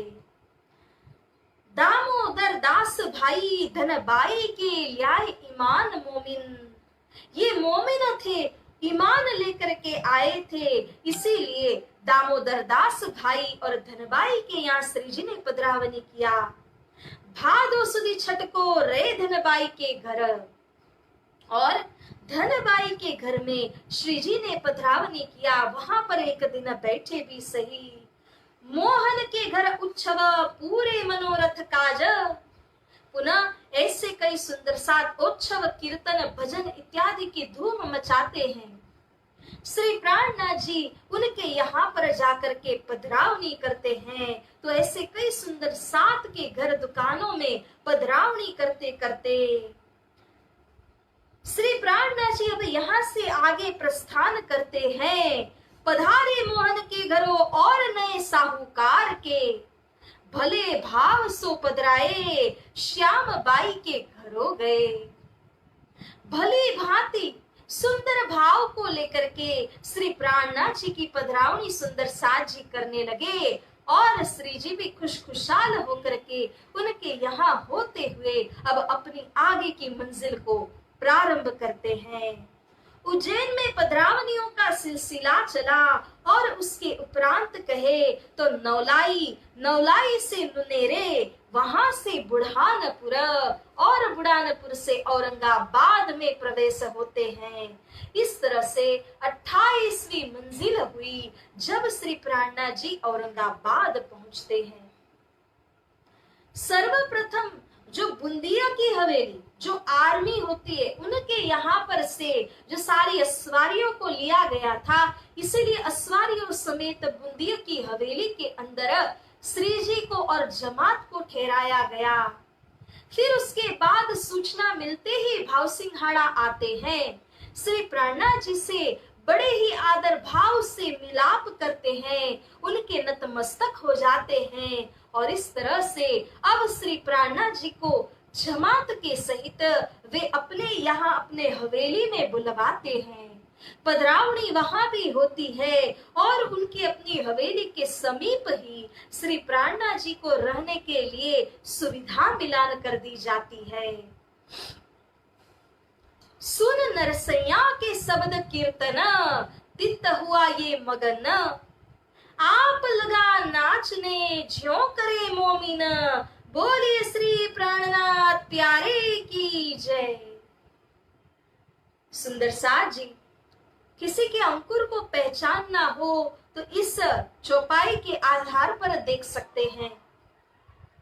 भावसिंहाड़ा जब भी ब्रज लीला की विषय के जो कीर्तन है नरसैया के, उनको श्रवण करते थे तो ऐसे नाचते कि उनका सिर का मुकुट कहीं पड़ जाता। उनका जो सारा श्रृंगार किया हुआ है वो पूरी तरह से हिल करके इधर उधर हो जाता।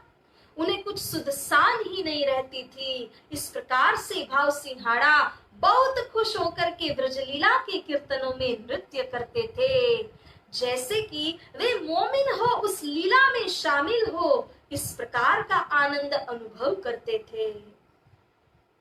नित्य अपने अंदर पधरावत है सिर राज, रास लीला के कीर्तन राजी होवे इन काज।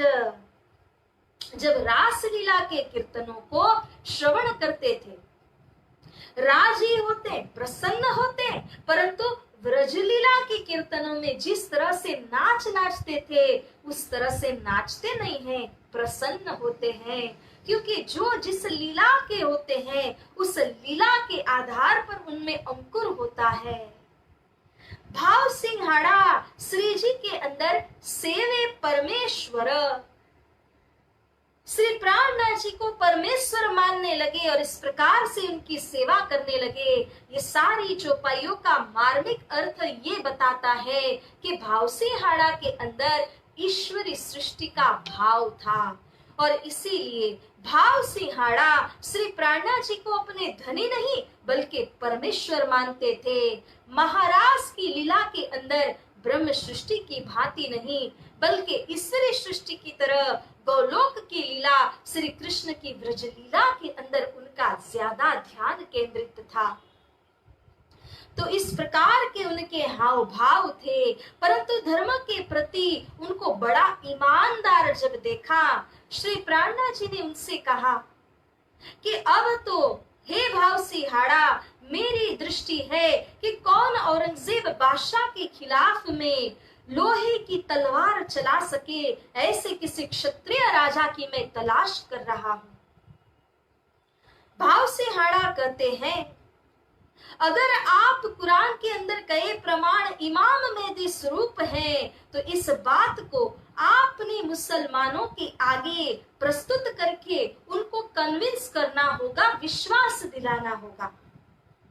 मेरे दरबार के अंदर 4 मुसलमान हैं और अगर आपने उनको विश्वास दिला दिया आपके स्वरूप के प्रति तो अवश्य मैं कमर बांधूंगा औरंगजेब के खिलाफ में। इस तरह से वह तो माँ जीजे मांगने लगा, चमत्कार मांगने लगा। श्री जी ने कहा, सौंपो हमको मुसलमान, मुसलमान मुझको सौंप दीजिए। और इस तरह से श्री प्राणनाथ जी अब उनको समझाने लगे, कुरान के विषय की बातें, क़यामत के विषय की बातें उनको समझाते हुए श्री प्राणनाथ जी दिन रात उनके ऊपर में मेहनत करने लगे।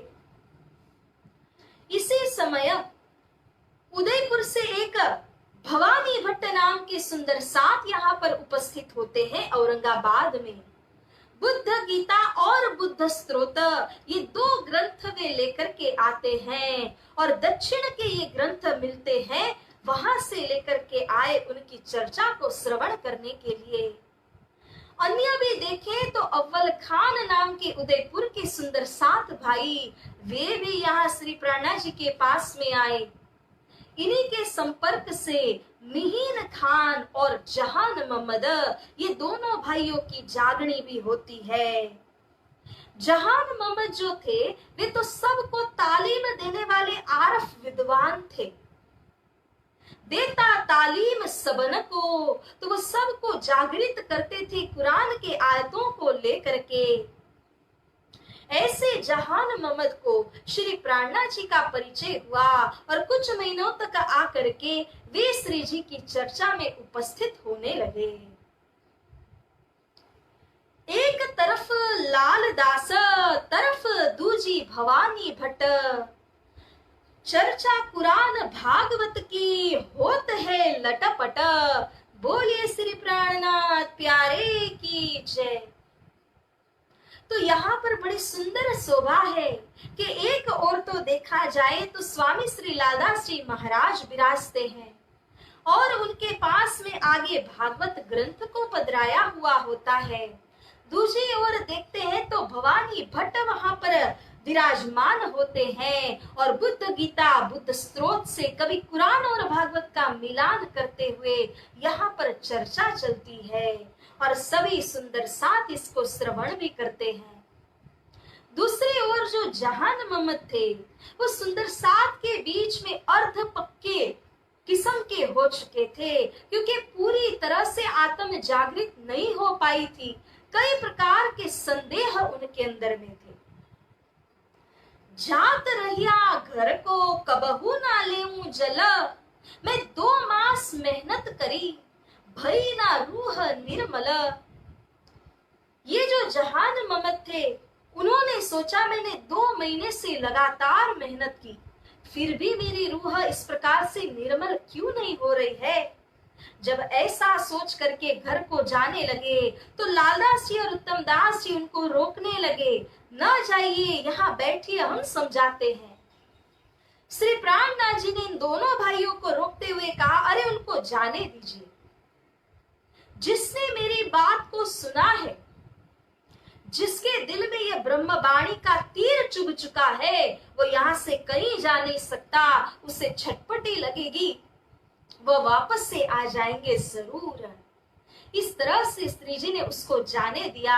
दूसरे दिन प्रातः काल ही जहान मोहम्मद लौट आए और वह श्री जी के चरणों में गिर करके गिड़गिड़ाने लगे, हे धाम धनी, मैंने तो पानी तक पीना हराम समझ लिया था क्योंकि मेरी आत्म जागृत नहीं हुई है। श्री प्राणनाथ जी उनको समझाते हैं कि अच्छा, आज दिन तक जो कोई चर्चा आपने सुनी वह आपकी तरफ से हुई। अब मैं आपको कहता हूं कि कुछ दिनों तक आप मेरे द्वारा मेरी तरफ से आप चर्चा को श्रवण कीजिए। 8 दिन की मोहलत देते हैं और श्री प्राणनाथ जी ने जो जो नियम उनको दिए उसी अनुसार चित्त को एकाग्र करके वे धाम धनी से चर्चा को श्रवण करने लगे। जब तीसरा दिन आया तब जहान मोहम्मद ने प्रश्न किया, कुरान के अंदर सांकेतिक रूप में कहा है कि मुर्दे कब्रों से क़यामत के समय में उठेंगे, इसका क्या तात्पर्य हमें समझना होगा। श्री प्राणनाथ जी यहाँ पर उनको समझाते हुए मूल की बात से कहते हैं कि किस तरह से श्री परम धाम के अंदर प्रेम संवाद हुआ था। उसी प्रेम संवाद के कारण जो ब्रह्म आत्माएं हैं वे सभी इस संसार के अंदर में आई। पहले ब्रज लीला में आई, फिर रास लीला में आई और उसके बाद अब तीसरी लीला का प्रारंभ यहाँ पर हो चुका है। इस लीला को आत्म जागरणी की लीला अथवा तो क़यामत की लीला कहते हैं। और इस लीला के अंदर रास लीला खेल कर आए बरारब श्याम। जिन श्री कृष्ण जी ने, जिन श्याम ने ब्रज में और रास में लीला की, वे तीसरा स्वरूप धारण करके तृतीय श्याम स्वरूप होकर के अरब देश में आए।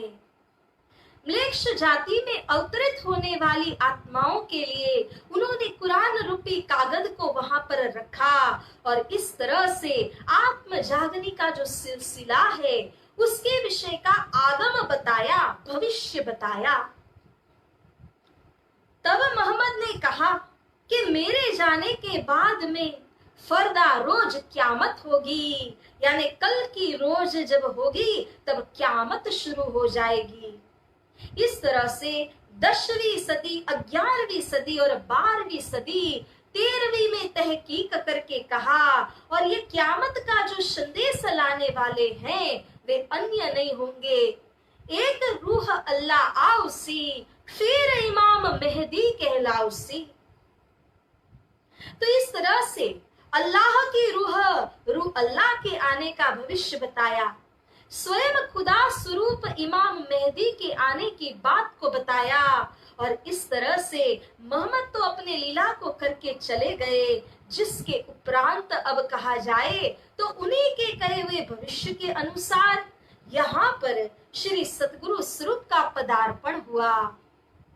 जिन सतगुरु स्वरूप ने दिव्य तपस्या करते हुए तारतम महामंत्र को और तारतम के ज्ञान को अवतरित किया, इसी ज्ञान का प्रचार प्रसार खुदा के स्वरूप इमाम अर्थात कि श्री प्राणनाथ जी कर रहे हैं।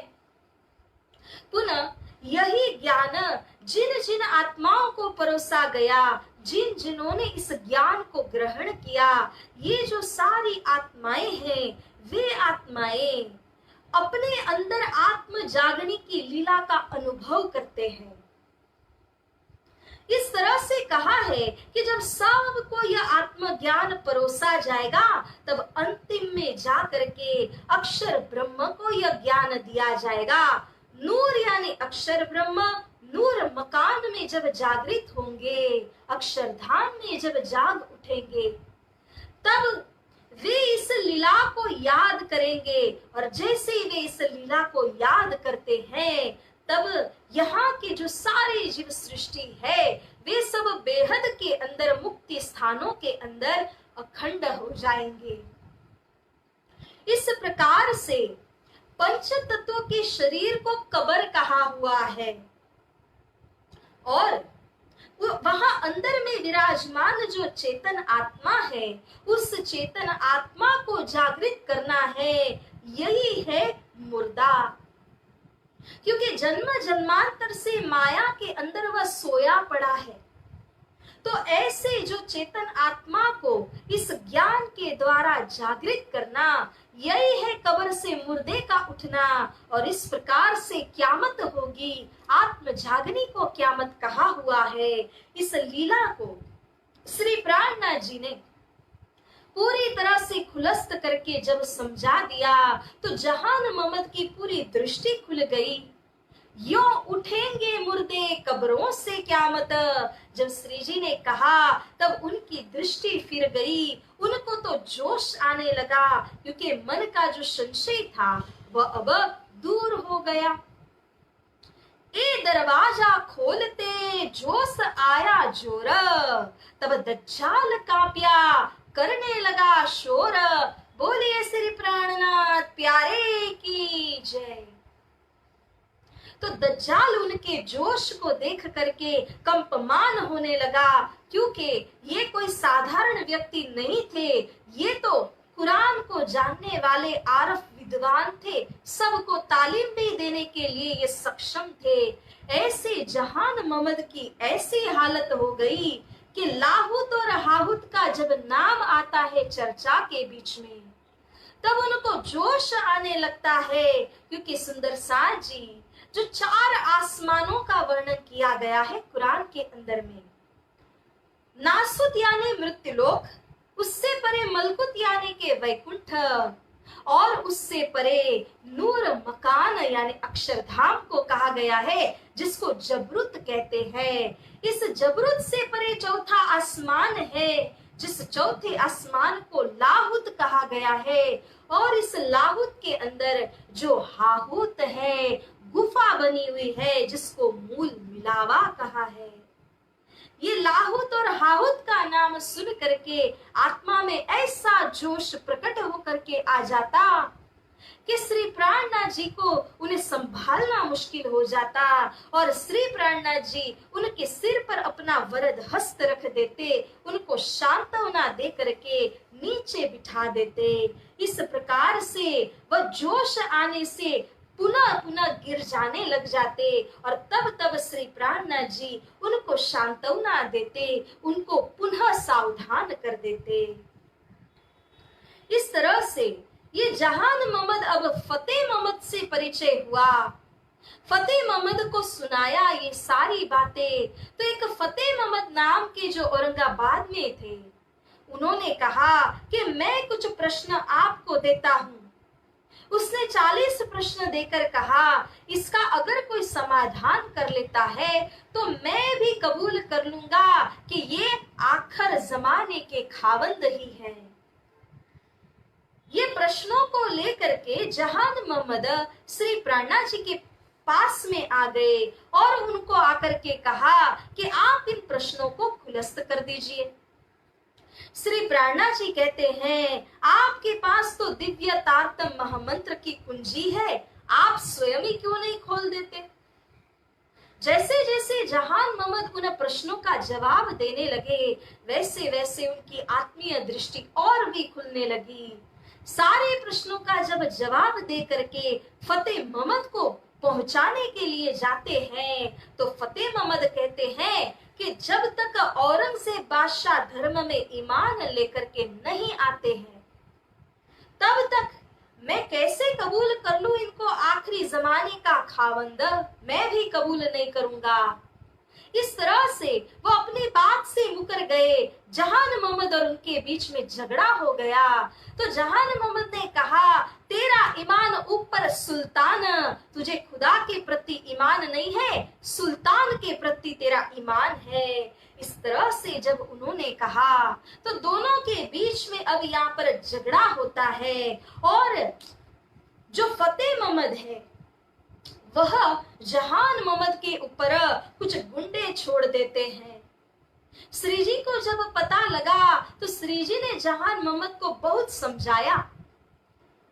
ये तो अमल दज्जाल का, सो तो जाहिलों का बाप, इन सो छले छूटिए, तुम जिन जोरा करो आप। देखिए जहान मोहम्मद, ये तो दज्जालों का लश्कर है।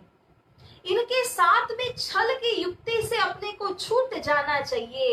इनके साथ में लड़ाई करोगे तो ये बहुत ही दबान डालेंगे, बहुत संघर्ष करेंगे आपके साथ में।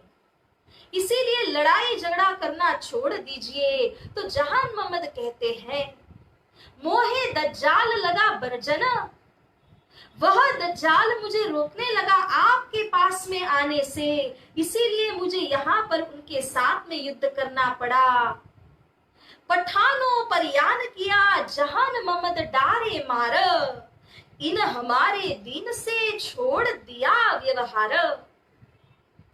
वहां पर फतेह मोहम्मद ने जो पठान छोड़े थे, वे यहाँ जहान मोहम्मद के ऊपर में आ करके उनकी जान लेने का विचार करने लगे। उसको तो हम मार ही डालेंगे, परंतु पहले तो वैरागी से करे लड़ाई जोर।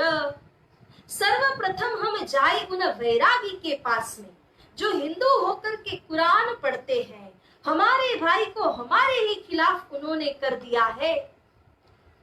तो उस दिन जब श्री प्राणनाथ जी आगे कुरान को पधरा करके चर्चा कर रहे थे, सभी मोमिन दो पंक्तियों में विभक्त होकर के इस चर्चा को श्रवण कर रहे थे।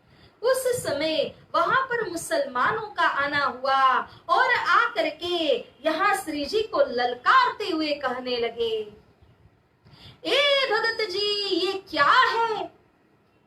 तुम टिका माला पहिनत और क्यों पढ़त कुरान? ए रवा है नहीं जो तुम कहो सुनो कान।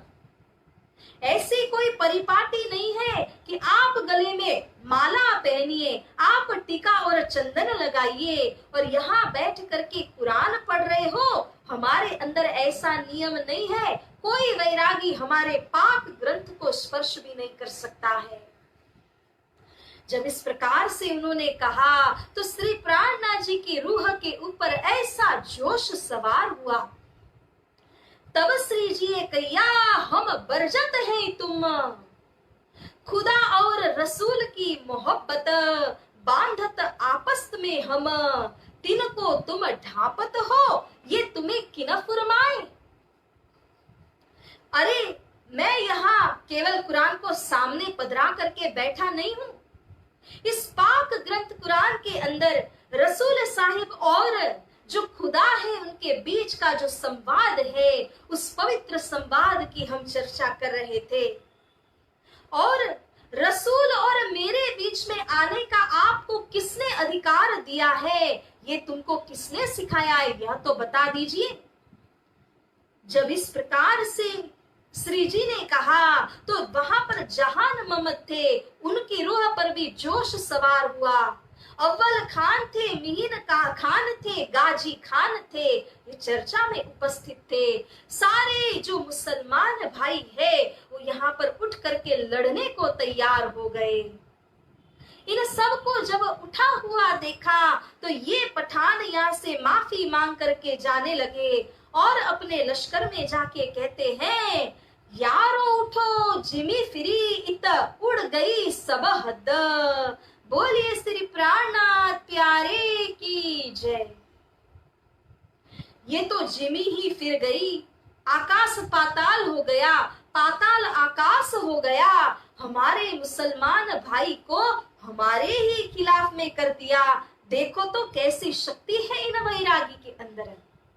तो इस प्रकार से यारो बड़ा जादूगर, ये बात को कहते हुए मुसलमान पठान यहाँ से चिढ़ करके जाने लगे। अब दूसरी ओर ऐसा हुआ कि यहाँ पर जो 4 जने मुसलमान भाव सिंहाड़ा ने श्री जी को दिए थे, उन्होंने श्री प्राणनाथ जी की बात को कबूल कर लिया, स्वीकार कर लिया कि श्री प्राणनाथ जी ही आखिर जमाने के खावंद हैं, जो कुरान के अंदर में वर्णित है। तो इसीलिए वो 4 जने मुसलमान ने भाव सिंहाड़ा से स्वीकार करते हुए कहा। भाव सिंहाड़ा ने सोचा कि मैं औरंगजेब के खिलाफ में कमर बांधूंगा, परंतु वो ये नहीं जानते थे कि वे श्री छत्रसाल जी महाराज की साकुंडल सखी के सिर की शोभा को खींच रहे हैं। इसीलिए या भाव सिंहाड़ा के ऊपर ये हुक्म नहीं था। इन समय भाव सिंह को वाका हुआ जब, तब जोर किया दज्जाल ने, शोर बड़ा हुआ तब, बोलिए श्री प्राणनाथ प्यारे की जय। भाव सिंहाड़ा का वाका हुआ, मृत्यु हो गई, अकालिक मृत्यु हो गई। इस बात की सूचना श्री जी को और उनकी जमात को नहीं मिली थी।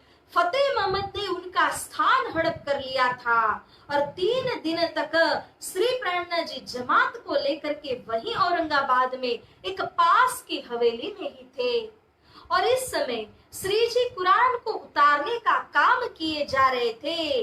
जब फतेह मोहम्मद के हाथ में पातशाही आ गई तो फतेह मोहम्मद ने तुरंत अपने सैनिकों को छोड़ दिया। सबसे पहला काम यही करेंगे कि उन वैरागी को पकड़ लाओ और कारागृह में डाल दो। सैनिक श्री जी की खोज करते रहे, परंतु जहां पर भी जाते हैं तो श्री प्राणनाथ जी के ऊपर धामधनी का रक्षा कवच था। इसीलिए लोगों ने सही सही जवाब नहीं दिया। तब भड़कल दरवाजे लोगों दिया जवाब, वैरागी तो जात रहे तुम जिन ढूंढो इन बाब। लोगों ने कहा, अरे वैरागी वो तो चले गए, अब तुम किसको ढूंढ रहे हो। किसी किसी ने कहा, वैरागी वो तो भड़कला दरवाजे में बैठे हैं, वहां पर पास में 3री मंजिल हवेली के ऊपर में बैठ करके चर्चा करते हैं। लेकिन जब सैनिकों ने भड़कल दरवाजे को ढूंढा तो न तो कोई भड़कला दरवाजा मिला, न वहां पर बैठे हुए महात्मा ही मिले। इस तरह से लोगों ने उनको भटकाने वाले जवाब दे दिए थे। तो प्यारे सुंदर साथ जी, एक दिन ऐसा हुआ कि किसी कार्य कारण से जहान मोहम्मद ने वहां फतेह मोहम्मद के पास में आना पड़ा। उसी जगह पर उसने एक श्री जी की जमात के वैरागी को देख लिया। देख करके वह इतने आश्चर्य में पड़े कि अब तक तो श्री जी यहीं पर विराजमान है। वैरागी के द्वारा वे श्री जी के पास में पहुंचे, श्री जी से मुलाकात करके सारी हकीकत को बताया और तब तुरंत सारा काम छोड़ करके श्री प्राणनाथ जी ने अपनी जमात को यहाँ एकाग्र किया और सबको एकत्रित करते हुए अब औरंगाबाद से निकलने लगे। भेजे औरंगाबाद से फतुअल्लाह पर, एक हिदायतुल्लाह काजी पर, एक दीवान खातर। तो इस प्रकार से श्री प्राणनाथ जी 7 कोस दूर या औरंगाबाद से चले गए। भावसीहाड़ा की जो सीमा थी उस सीमा के बाहर निकल गए और इस तरह से इनसे बचना पड़ा, क्योंकि अगर फतुअल्लाह पकड़ लेते तो वो तो कारागृह में डाल करके श्री जी को बड़ी कसौटी देना चाहते थे। जब भावसीहाड़ा की सीमा का उल्लंघन कर लिया तब श्री जी ने औरंगाबाद को कुछ चिट्ठी पत्रियां रवाना कर दी। उनमें से एक तो फतुअल्लाह के ऊपर में लिखा, दूसरा जो है वह हिदायतुल्लाह काजी के ऊपर लिखा और एक उनके दीवान के ऊपर में भी लिखते हैं। उनको क्यामत का संदेश देकर के फटकारते हैं, हमने आपका क्या बिगाड़ा था कि इस प्रकार से हमारे प्रति आपने सैनिक छोड़ दिए, ऐसी कुदृष्टि आपने हमारे ऊपर में क्यों रखी है। तो इस तरह से सुंदर साथ जी एक देखने की बात है कि श्री प्राणनाथ जी किस प्रकार से अस्वारियों के ऊपर में बड़े जुलूस के साथ में औरंगाबाद में प्रवेश हुए थे, परंतु यहाँ पर जब जाना हुआ औरंगाबाद से तो कितनी आपत्ति उनके ऊपर में पड़ी और कैसे तुरंत ही औरंगाबाद को छोड़ करके निकल जाना पड़ा। तो ये है औरंगाबाद की संक्षिप्त बीतक। श्री महामती कहे ए मोमिनो ए औरंगाबाद की बीतक, अब आकोट की कहो जो बीतक है बुजरक, जो बीतक है बुजरक। बोलिए श्री प्राणनाथ प्यारे की जय, श्री सतगुरु महाराज की जय, श्री कृष्ण कन्हैया लाल की जय।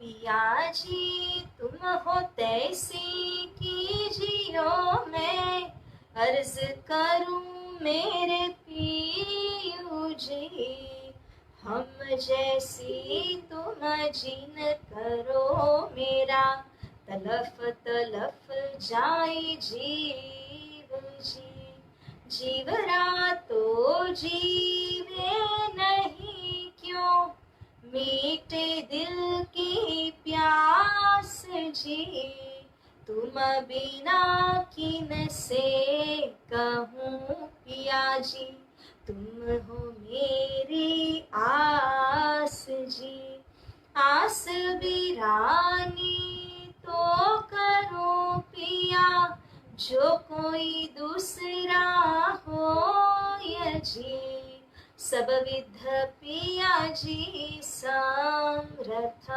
दीना, रे न जात रोय जी, जन्म अंधी जो मैं होती पिया, सो तुम देखत किए जी, जब तुम आप दिखाओगे तब देखूंगी नैना भर जी, एती पुकार पिया सुन के अब, ढील करो तुम जीन जी, क्षीण क्षीण खबर जो लीजियो, मैं अर्ज करूं दुल्हीन जी, एति अरज मैं तो करूं पिया, बीच पड़े अंतराय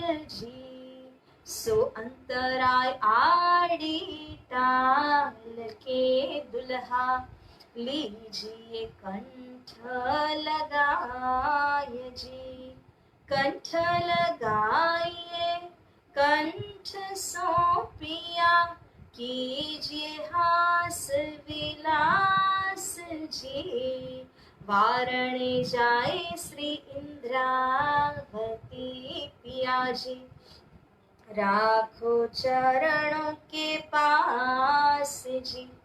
तुम दुल्हा मैं दुल्हीन पिया, और न जानू बात जी।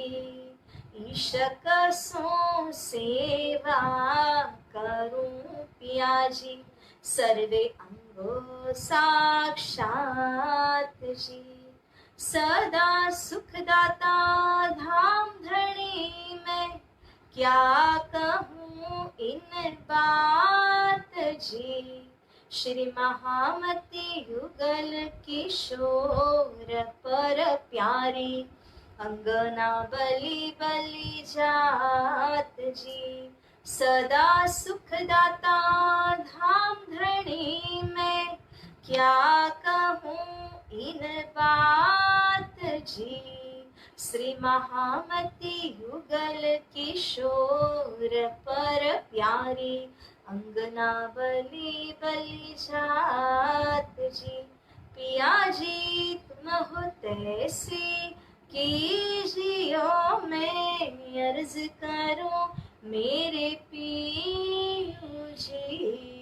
हम जैसी तुम जीन करो मेरा, तलफ तलफ जाए जीव जी मेरा, तलफ तलफ जाए जीव जी। बोलिए श्री प्राणनाथ प्यारे की जय, श्री सद्गुरु महाराज की जय, श्री कृष्ण कन्हैया लाल की जय, श्री कृष्ण प्रणामी धर्म की जय। बोल बोल पंचे वाले की जय, स्वामी श्री लालदास जी महाराज की जय, समस्त सुंदर साथ की जय। प्रणाम सुंदर साथ जी।